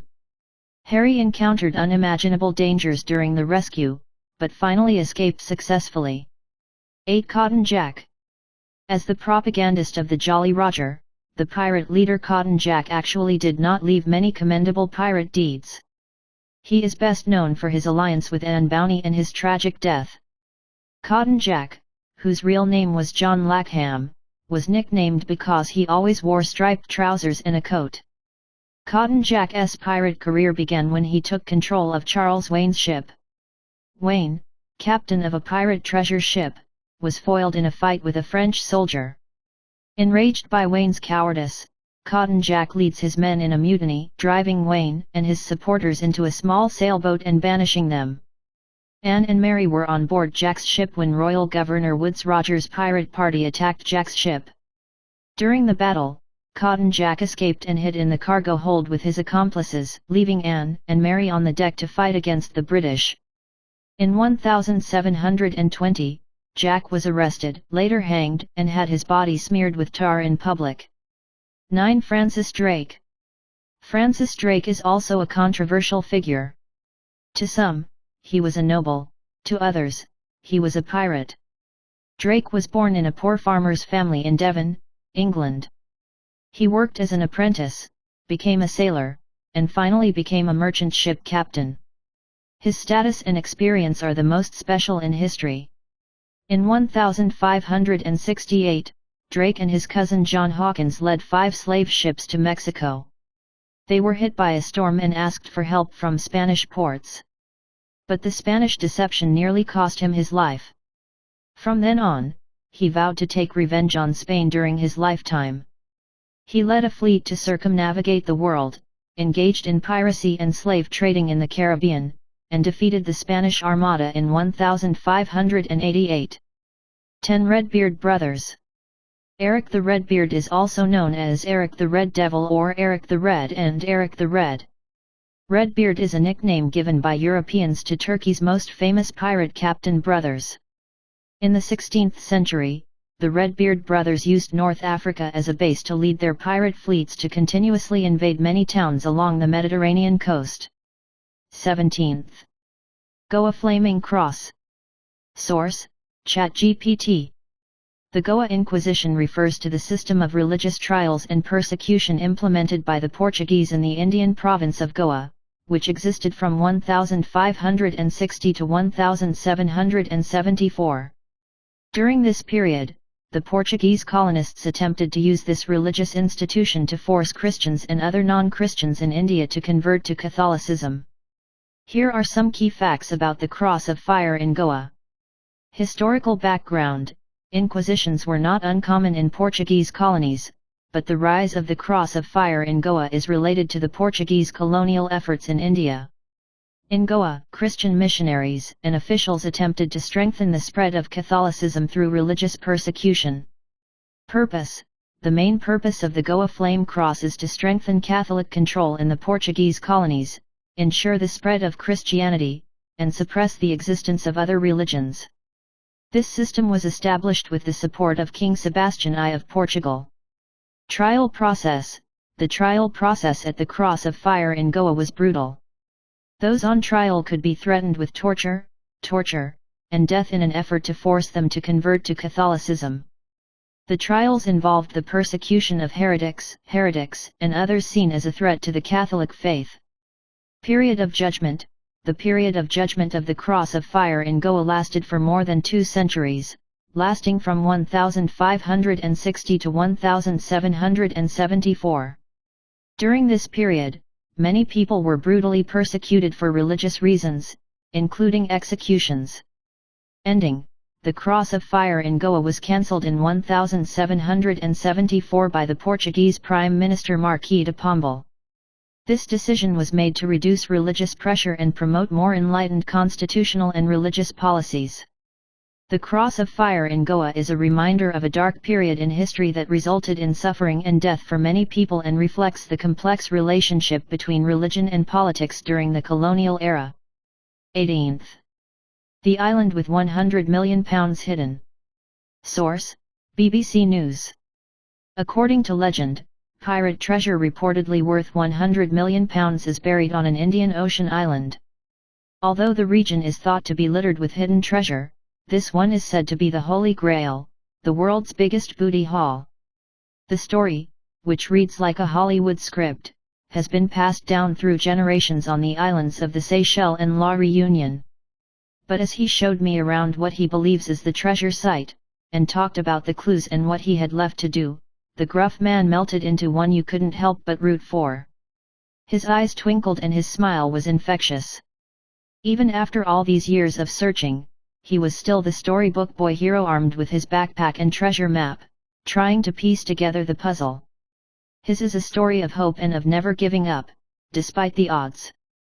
John explained that the fascinating tale of the treasure started in 1716 when Frenchman Olivier Levasseur, otherwise known as La Buse, the Buzzard, because of the speed with which he would attack his enemies, was given a letter of marque to operate as a privateer. But within a few months, Levasseur turned to the more lucrative career of pirating. In 1721, Levasseur and his associates, then with 750 pirates over 3 ships, came across a Portuguese galleon flying British colours, Nossa Senhora do Cabo, in the port of La Réunion, then called Bourbon Island. They landed 250 men on board and killed the crew. Levasseur, who had no idea what was on the ship, was astonished with the haul. According to John, a historian described it as a floating treasure house, believed to consist of gold and silver bars, precious stones, uncut diamonds, guineas, church plate, and goblets. The pirates quickly fled to their headquarters in Madagascar with the British Navy in hot pursuit, and the booty was divided between the crew. There was a share out, each pirate got 42 diamonds and 5,000 gold guineas apiece. There were extra shares for the officers, John said. Levasseur kept the rest. The pirate then disappeared and is believed to have hidden his treasure on the Seychelles island of Mahé. He broke up his crew in groups of 20 men, my father thought. The crew didn't know where the treasure chamber would be. The treasure was placed in a cave, kept for a temporary period, and then when the time came for the proper burial, it was only the burial crew who closed the cavern and they were then executed, John said. No one except Levasseur now knew its location. When Levasseur was finally captured and executed on July 7, 1730 on La Réunion, he apparently knew there were members of his pirate brotherhood in the crowd. He hurled a piece of parchment into the air, shouting, "My treasure for he who can understand." That piece of parchment was a treasure map in the form of a cryptogram of 17 lines. I can just visualize the hands going up, the fight, to meet the paper in the air, John said wistfully. But the cryptogram, which has been tested to be genuine parchment from the 18th century by the British Museum, just looks like 17 lines of jumbled symbols to the untrained eye. Levasseur was an intellectual, a Greek and Latin scholar who was versed in Masonic symbology. Cruz Wilkins spent years trying to decode the cryptogram, using everything from Greek, Hebrew, astrology, astronomy, mythology and the occult to break the elaborate system of clues. Based on what he uncovered, he believed the bounty was buried according to a complex riddle inspired by the 12 labors of Hercules, and, after many years, identified the treasure to be in the stunningly beautiful area of Bel Ombre on Mahé's northern coast, surrounded by turquoise sea, lush vegetation and huge smooth granite boulders sculpted by the waves. Mahé is a small island where everyone knows each other. They all have an opinion on the story, from the taxi driver who drove me to Bel Ombre, to the lady who runs the guest house where I was staying. As soon as I told them what I was doing, they laughed, and reminisced on the legend they'd known since their childhoods. I don't care what they think, but a lot of them think I'm crazy. They thought my father was crazy. And the question always with people is, why do you treasure hunt? I mean, people don't do this anymore, John said. But for John, as for his father, the search has become his life, an intellectual and physical undertaking into which he's poured all his energy and savings. When Cruz Wilkins died in 1977, John was only 18. He grew up with the treasure hunt and it's all he's ever known. He wants to prove his father right, and like his dad, he wants to understand what made the pirate tick. I have found the mental treasure, it is only the physical that now remains, he told me. John has searched more than 40 acres around the Bel Ombre area, exploring crevices and caverns, and uncovering what he thinks are pirate markings on rocks. He's also found bones, pistols, musket balls and statuettes.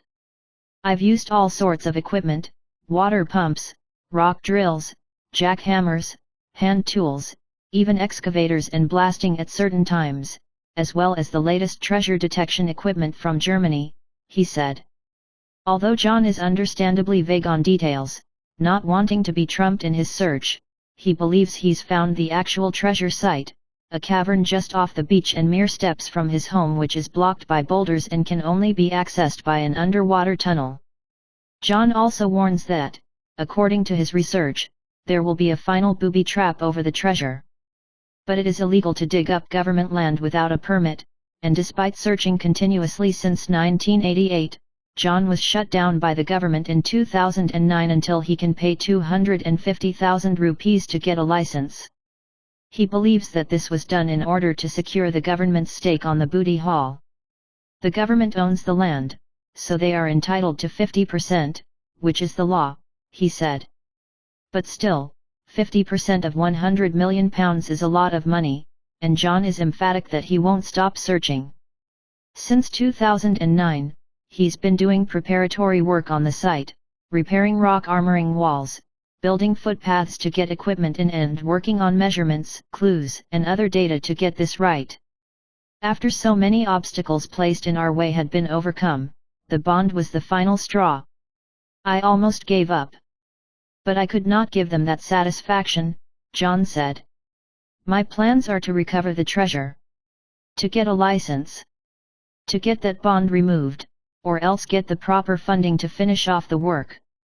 Until that happens, the story of John and the pirates will never have a happy ending. And I'm rooting for him to have the last laugh. 19th. Ottoman Empire. Source: ChatGPT. The Ottoman Empire was an Islamic state that lasted for nearly 6 centuries, from 1299 to 1922. Its capital was once Constantinople, which was later renamed Istanbul. Here are some key periods and characteristics of the Ottoman Empire. Establishment and expansion. The creation of the Ottoman Empire dates back to the 13th century, by the Ottoman family led by Osman I. His successors, Murad I and Orhan I, continued territorial expansion, expanding the Ottoman Empire from the tiny Anatolian lands into the Balkans. Fall of Constantinople, 1453. Under the rule of Mehmed II, the Ottoman Empire successfully captured Constantinople, the capital of the Byzantine Empire, marking the end of the Eastern Roman Empire. This event had a profound impact on the history of Europe and the Middle East. Cultural and artistic prosperity. During the era of Suleiman the Magnificent, the Ottoman Empire reached its cultural and artistic peak. This period, known as the Ottoman Renaissance, produced many outstanding literary, artistic, and architectural achievements. Decline of hegemony. During the 17th and 18th centuries, the Ottoman Empire gradually declined. Turkey was defeated at the Battle of Vienna in 1683, marking the decline of the Ottoman Empire in Europe. Thereafter, the empire struggled to remain unified but faced internal and external pressures. World War I and disintegration. The Ottoman Empire participated in World War I, allying with Germany and Austria-Hungary. But in the end, the Ottoman Empire was defeated and officially disbanded in 1922 according to the Treaty of Sèvres. The Republic of Turkey emerged after its disintegration, led by Mustafa Kemal. The history and cultural heritage of the Ottoman Empire have left a profound impact on world history and played an important role in the formation of Islamic civilization, European history, and the Middle East. Source: Wikipedia. The Ottoman Empire, Turkish, Osmanlı, referred to as the Ottoman Empire in mainland China and the Ottoman Empire in Hong Kong, was an empire that existed from 1299 to 1923. The name of the country comes from the founder Ottoman I, with Islam as the state religion. But in terms of culture, it blended the East and the West, and at its peak, it spanned Europe, Asia, and Africa. The Ottoman Turks originated from the nomadic alliance of the Western Turkic Oghuz people. It moved from Central Asia to Asia Minor and became increasingly prosperous. At its peak, its power reached the three continents of Asia, Europe, and Africa, and controlled most of the territory of southern Europe, the Balkan Peninsula, West Asia, and North Africa, reaching the Strait of Gibraltar in the west, the Caspian Sea and the Persian Gulf in the east, and reaching present-day Austria and Slovenia in the north. South to present-day Sudan and Yemen. After the destruction of the Eastern Roman Empire, Byzantium, the capital was established in Constantinople. Therefore, the Sultan, the monarch of the Ottoman Empire, regarded himself as the master of the world in a self-proclaimed form, and inherited the Christian culture and Islamic culture of the Eastern Roman Empire, so that Eastern and Western civilizations were integrated. The Ottoman Empire was located at the intersection of Eastern and Western civilizations, and controlled the land transportation lines between Eastern and Western civilizations for 6 centuries. It was not until the British Empire opened up the Mediterranean route through the Gibraltar in the 18th century. During its existence, it implemented Islamization and modernization reforms more than once, making the boundaries between Eastern and Western civilizations increasingly blurred. At the same time, although the Ottoman Empire was Islamic, it had a decisive influence on Western civilization. Its architect Sinan remains famous to this day. In the 16th century, when Sulayman the Magnificent was on the throne, it became increasingly prosperous, and its territory reached its peak in the 17th century, controlling many countries in Central and Eastern Europe today. Under the leadership of Barbarossa, his navy gained control of the Mediterranean. Due to the military success of the Ottoman Empire and the exotic charm of the Eastern world to Europeans, a wave of advocating Ottoman culture and fashion also set off across Europe in the 18th century, called Turkery. At this time, the Ottoman Empire was the only Islamic force that could equal the rise of European Christian countries from the 15th to the 19th century. However, the Ottoman Empire was ultimately unable to withstand the impact of European countries with their powerful industrial power, and the situation reached a climax in the early 19th century. Since it was transformed into a vassal of the great powers, it began to become a part of the modernization process of countries such as Britain and France. However, its excellent strategic location attracted Britain and France to cooperate with the Ottoman Empire to resist the Russian Empire's external expansion, and in the Crimea successfully stopped it during the Asian War. Later, the First World War was defeated by the Allies, and the Ottoman Empire was divided. Afterwards, Kemal led the Turkish national movement, successfully overthrew the Sultan's rule and gave up part of the territory of the Ottoman Turkish Empire, establishing a sovereign, independent but small Turkish republic that only controlled Thrace and Asia Minor. The Ottoman Empire was destroyed. 20th. Pirates are addicted to alcohol. Source: ChatGPT. Regarding the relationship between pirates and alcohol, there are some historical documents and literary works depicting the penchant for alcohol in pirate life. These descriptions are often based on romanticized imaginations rather than entirely accurate historical records. Here are some possible perspectives. Liquor in pirate legends. Literary images of pirates are often associated with drinking, revelry, and excess. Many pirate novels and movies depict pirates quaffing rum or other strong alcoholic beverages on board ships or in their strongholds. This image is particularly prominent in the literature of the 18th and 19th centuries. Actual history. Historically, the life of a pirate did probably include a lot of drinking. Life on board ships could be very difficult for pirates, and alcohol may have been seen as a way to relieve stress and boost morale. In addition, pirates may obtain various goods during their plunder, including alcohol, which increases their access to alcohol to a certain extent. Rum and pirates. The connection between rum and pirates does exist throughout history. In the 18th and 19th centuries, rum was a relatively cheap and easily available alcoholic beverage. Some pirates are said to have rum as their drink of choice. However, this may also be influenced by the later romanticization of the image of pirates. It is important to note that although some literature and popular culture depict pirates as alcoholics, this does not mean that all pirates are like this.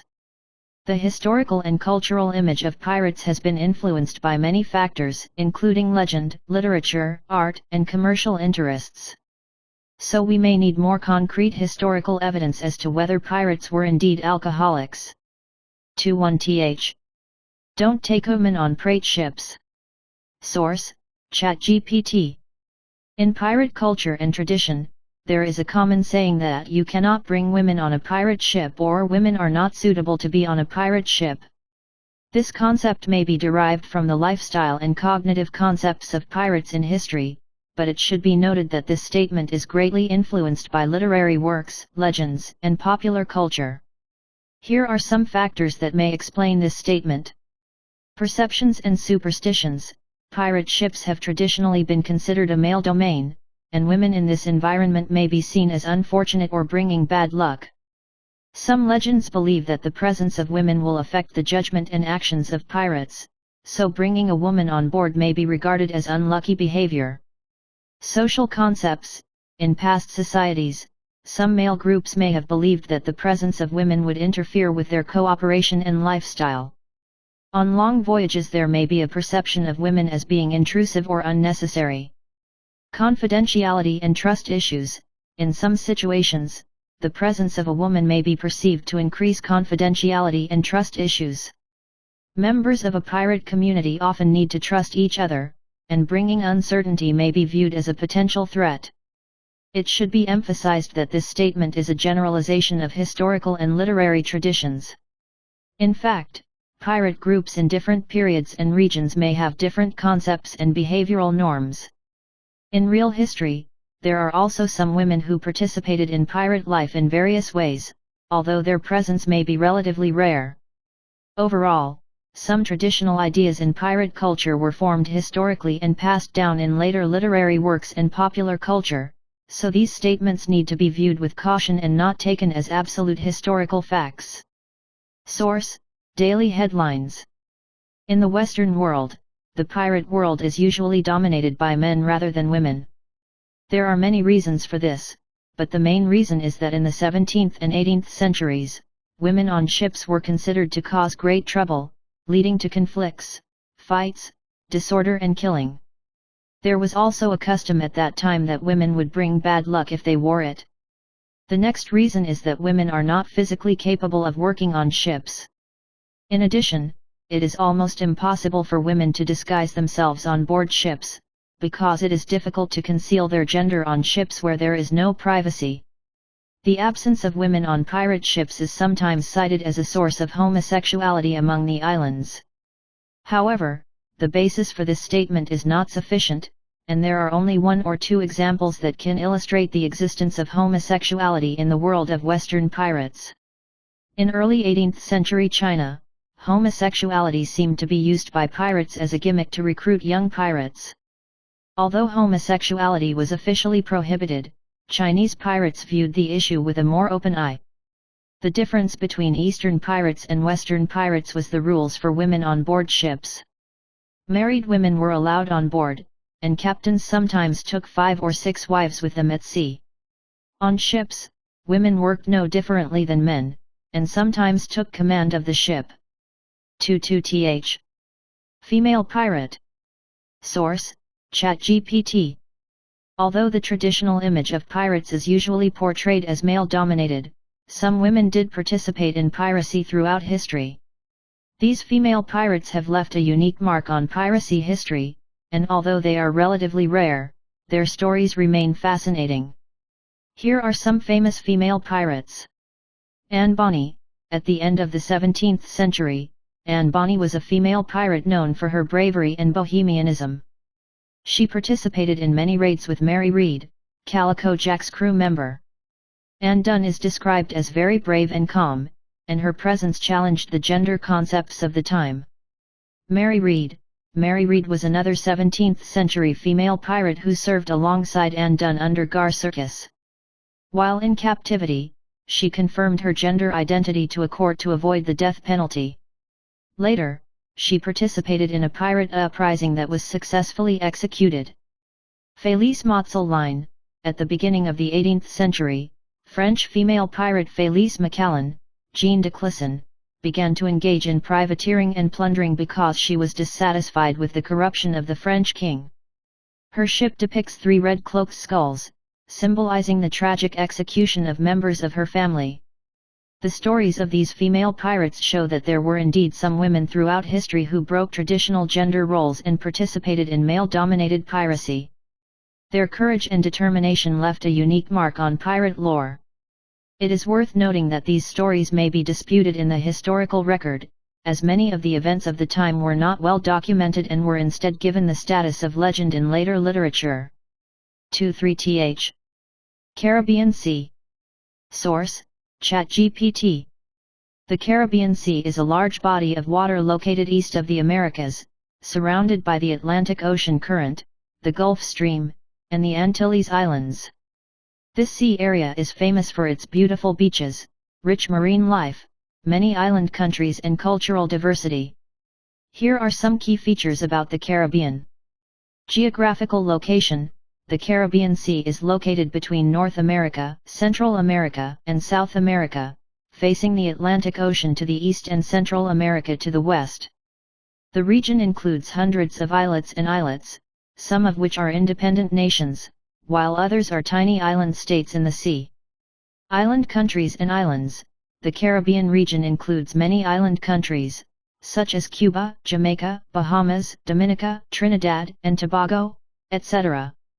These countries are home to beautiful beaches, tropical rainforests, and rich cultural heritage. Marine life: the Caribbean is an area of rich ecological diversity, home to a wide variety of marine life, including coral reefs, colorful fish, turtles, dolphins and sharks. Some islands are popular for their excellent diving and snorkeling sites. History and culture: the Caribbean is a melting pot of cultures in the Americas, with cultures influenced by the Spanish, British, French, Dutch, and other colonial powers. In this area you can discover a rich local tradition, music, dance, and cuisine.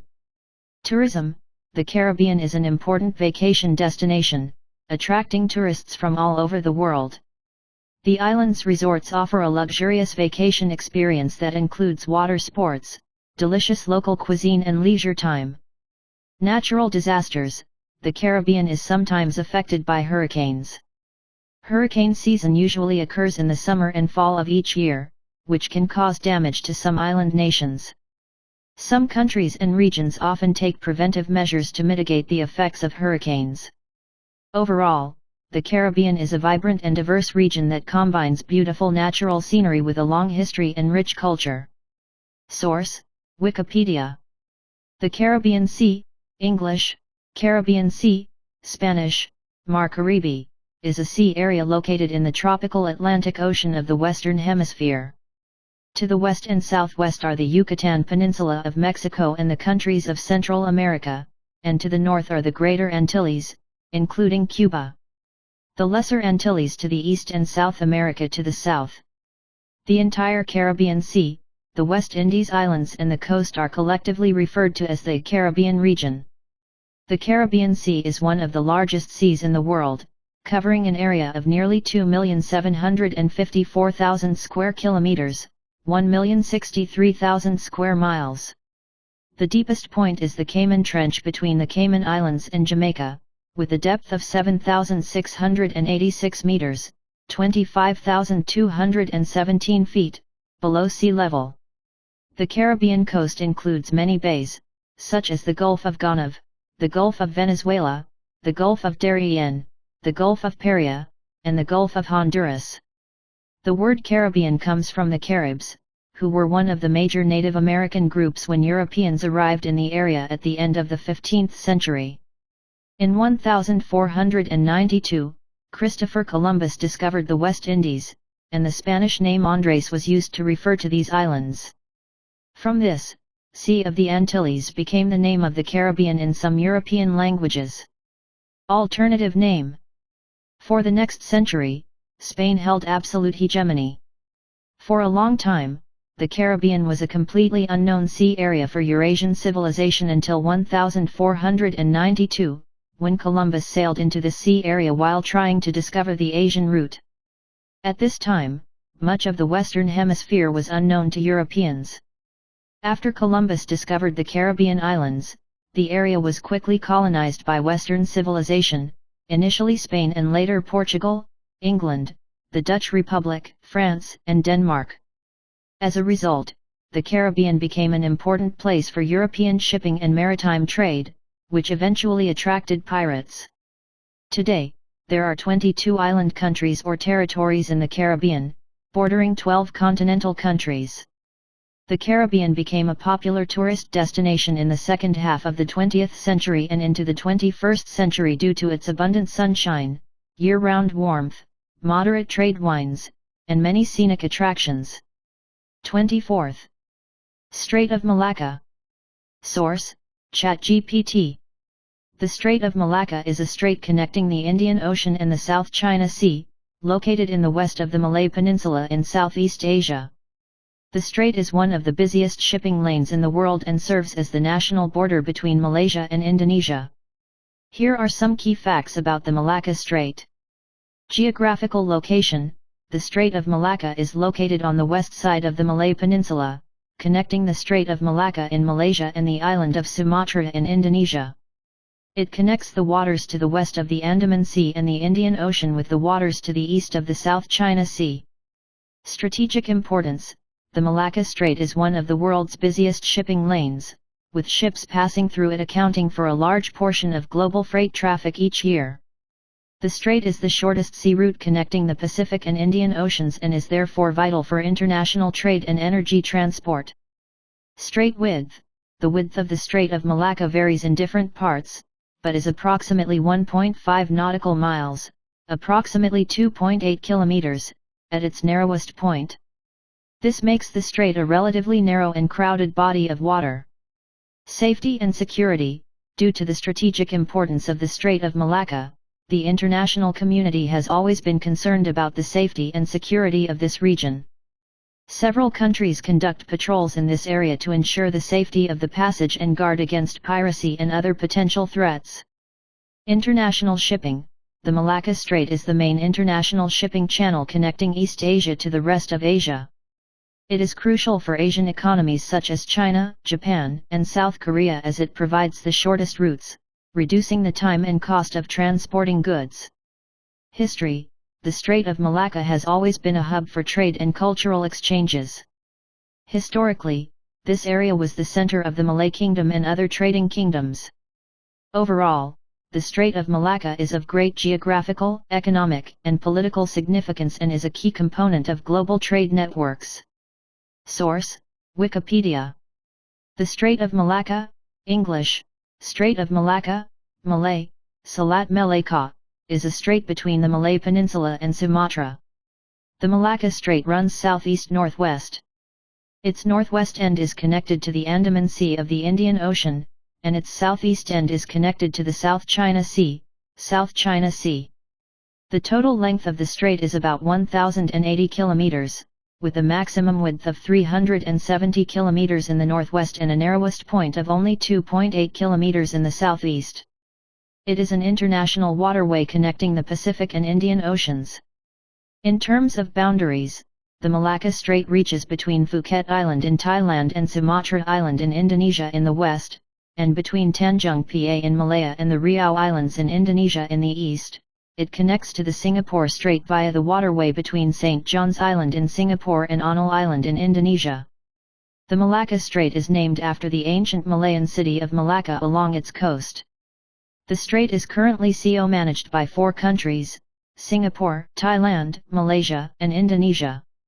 The strait is in the equatorial windless zone, and there are many calm days throughout the year. The bottom of the strait is flat, mostly sandy, and the water flow is gentle. Because the depth is not deep, ships that meet the Malacca-type restrictions are required to pass through. The Strait of Malacca is an important international waterway, both economically and militarily. Its importance is comparable to that of the Suez Canal or the Panama Canal.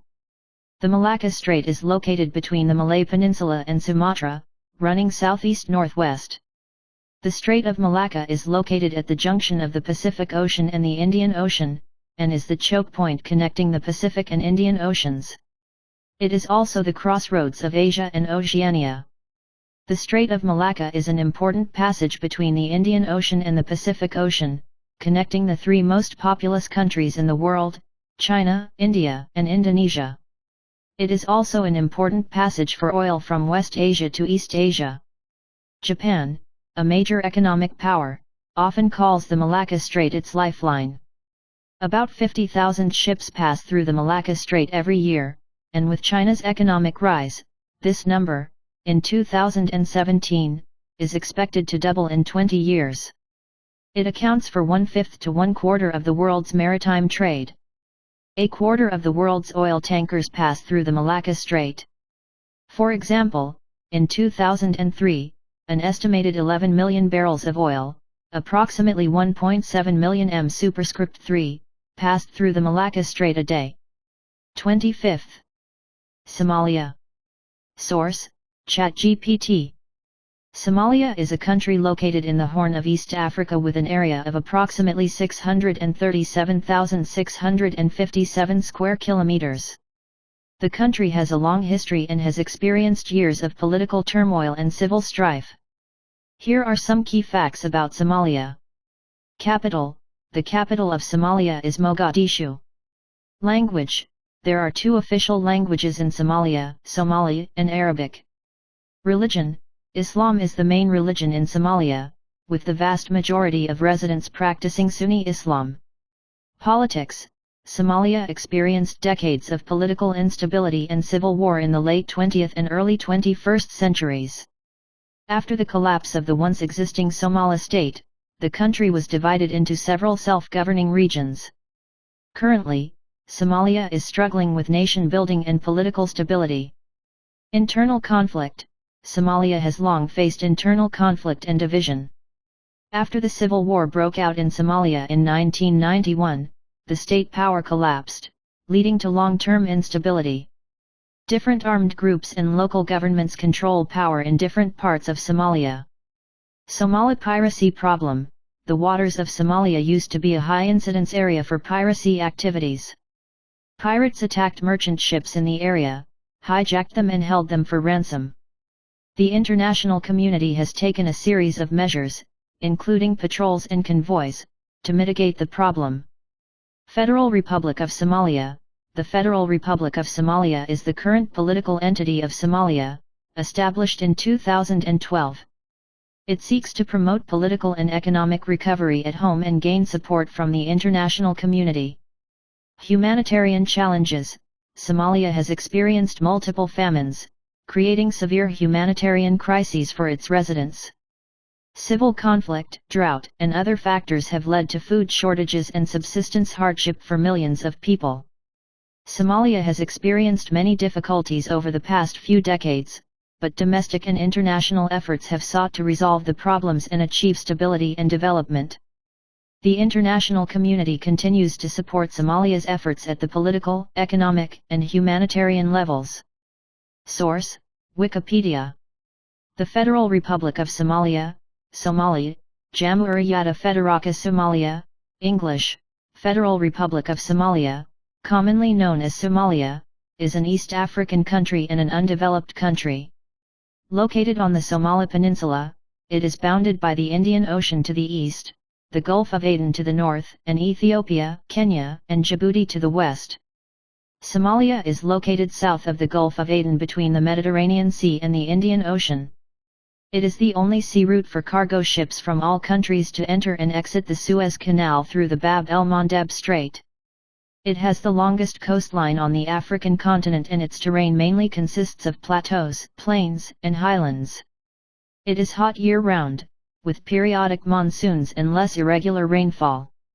Somalia has a population of approximately 15 million within its internationally recognized borders, with over 2 million living in the capital and largest city, Mogadishu, and is described as the most culturally homogeneous country in Africa, with approximately 85% of residents being Somali people, mainly living in the north of the country.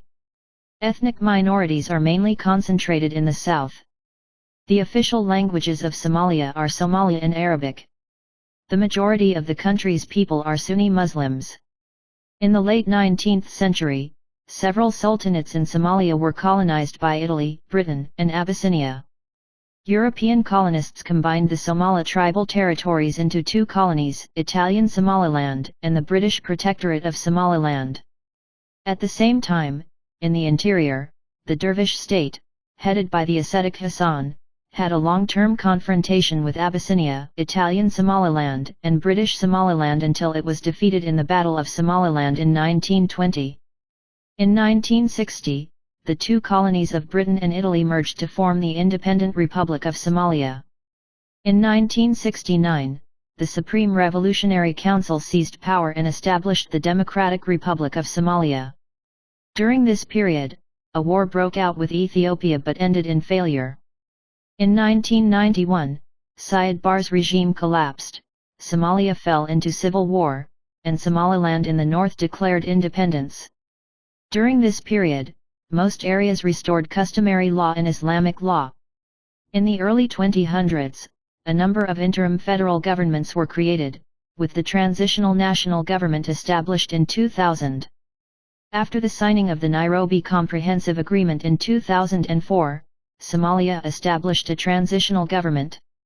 By mid-2012, the rebels had lost most of the territory they had captured, and a new interim constitution was adopted in August 2012. An 8-year transition period ended on August 23, 2012, and the Speaker of the Federal Parliament was elected on August 29. On September 10, the national electorate elected a new president through universal suffrage. On September 17, the presidential cabinet candidates were approved by the federal parliament.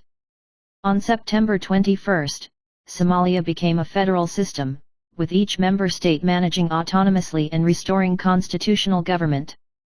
In 2006, after the US-backed Ethiopian intervention, the transitional federal government took control of much of southern Somalia, and the Islamic Courts Union subsequently split into more radical groups such as Al-Shabaab, which fought against the transitional federal government and its Somali faction. Allied groups compete for control of the area. The country has been plagued by pirates for many years, and there are also disputes between the federal government and the de facto independent Somaliland. While Mogadishu began a period of reconstruction following the federal government's reconstruction, Somalia has maintained an informal economy based on livestock, remittances from the Somali diaspora working abroad, and telecommunications. It is a member of the League of Arab States, the African Union, the Non-Aligned Movement and the Organization of Islamic Cooperation. 26th. Reasons for the decline of piracy. Source: ChatGPT. There have been many periods of piracy in history, some of which have disappeared, and some of which still exist. Here are some of the main reasons for the decline of piracy. Strong counterattack by countries. Some countries have taken strong anti-piracy measures and dispatched navies to patrol, combat and capture pirates. These efforts have reduced piracy in some waters, particularly in the Gulf of Aden near Somalia. International cooperation. The international community has strengthened cooperation and formed multinational joint operations to combat piracy. The United Nations passes resolutions and countries cooperate to share intelligence, deploy troops, and take other joint actions to solve the problem of piracy around the world. Private security companies. Some merchant ships hire private security companies to provide them with armed escorts to prevent pirate attacks. The use of this private security reduces the likelihood that merchant ships will be targeted by pirates.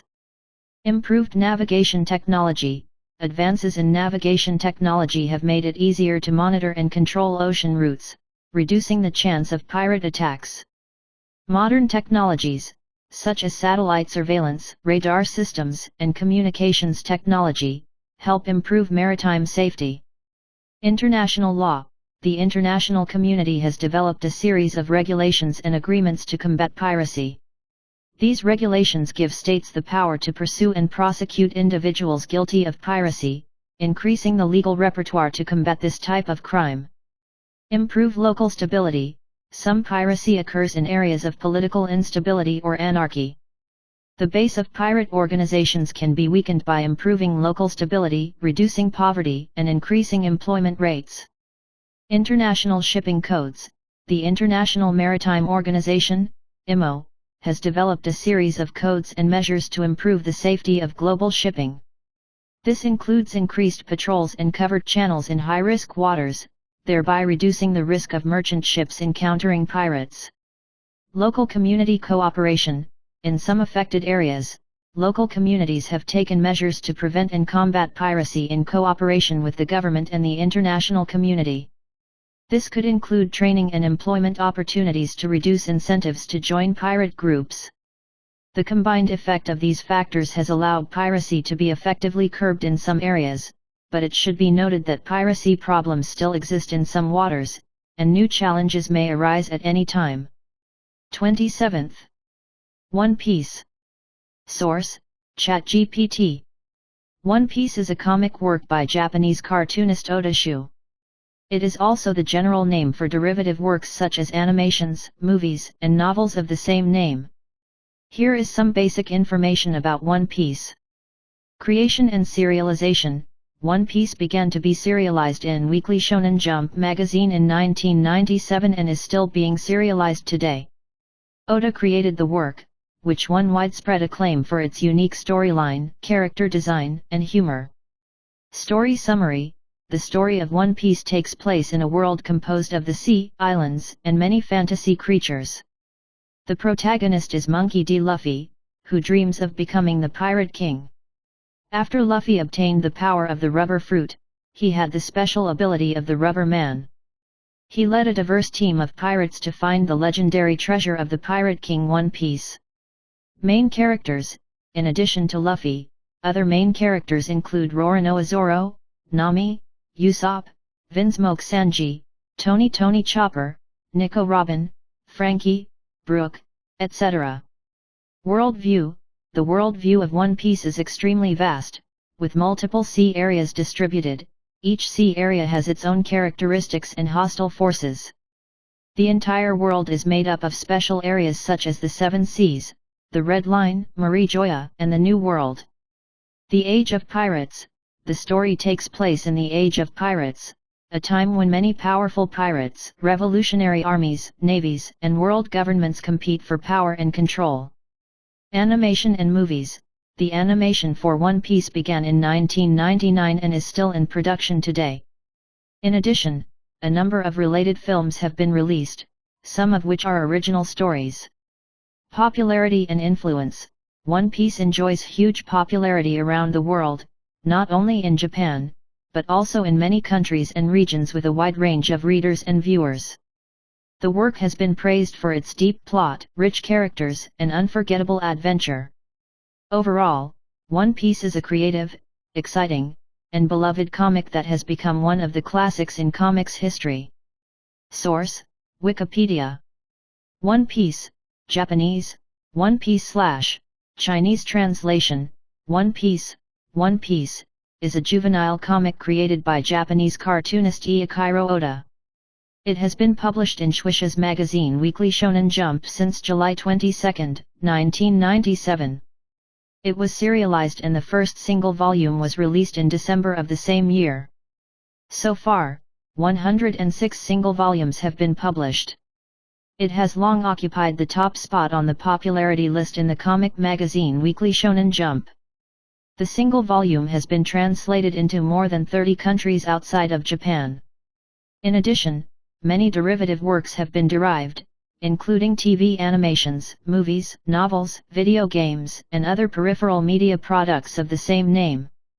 The work uses the fictional Great Pirate Age as the stage of the story, describing the pirate Monkey D. Luffy's dream of obtaining One Piece, a great secret treasure, and becoming the Pirate King as he sets sail for the Great Channel, a sailing ocean adventure story. Conclusion. Imagination is beautiful, reality is very skinny. Not everyone can be rough.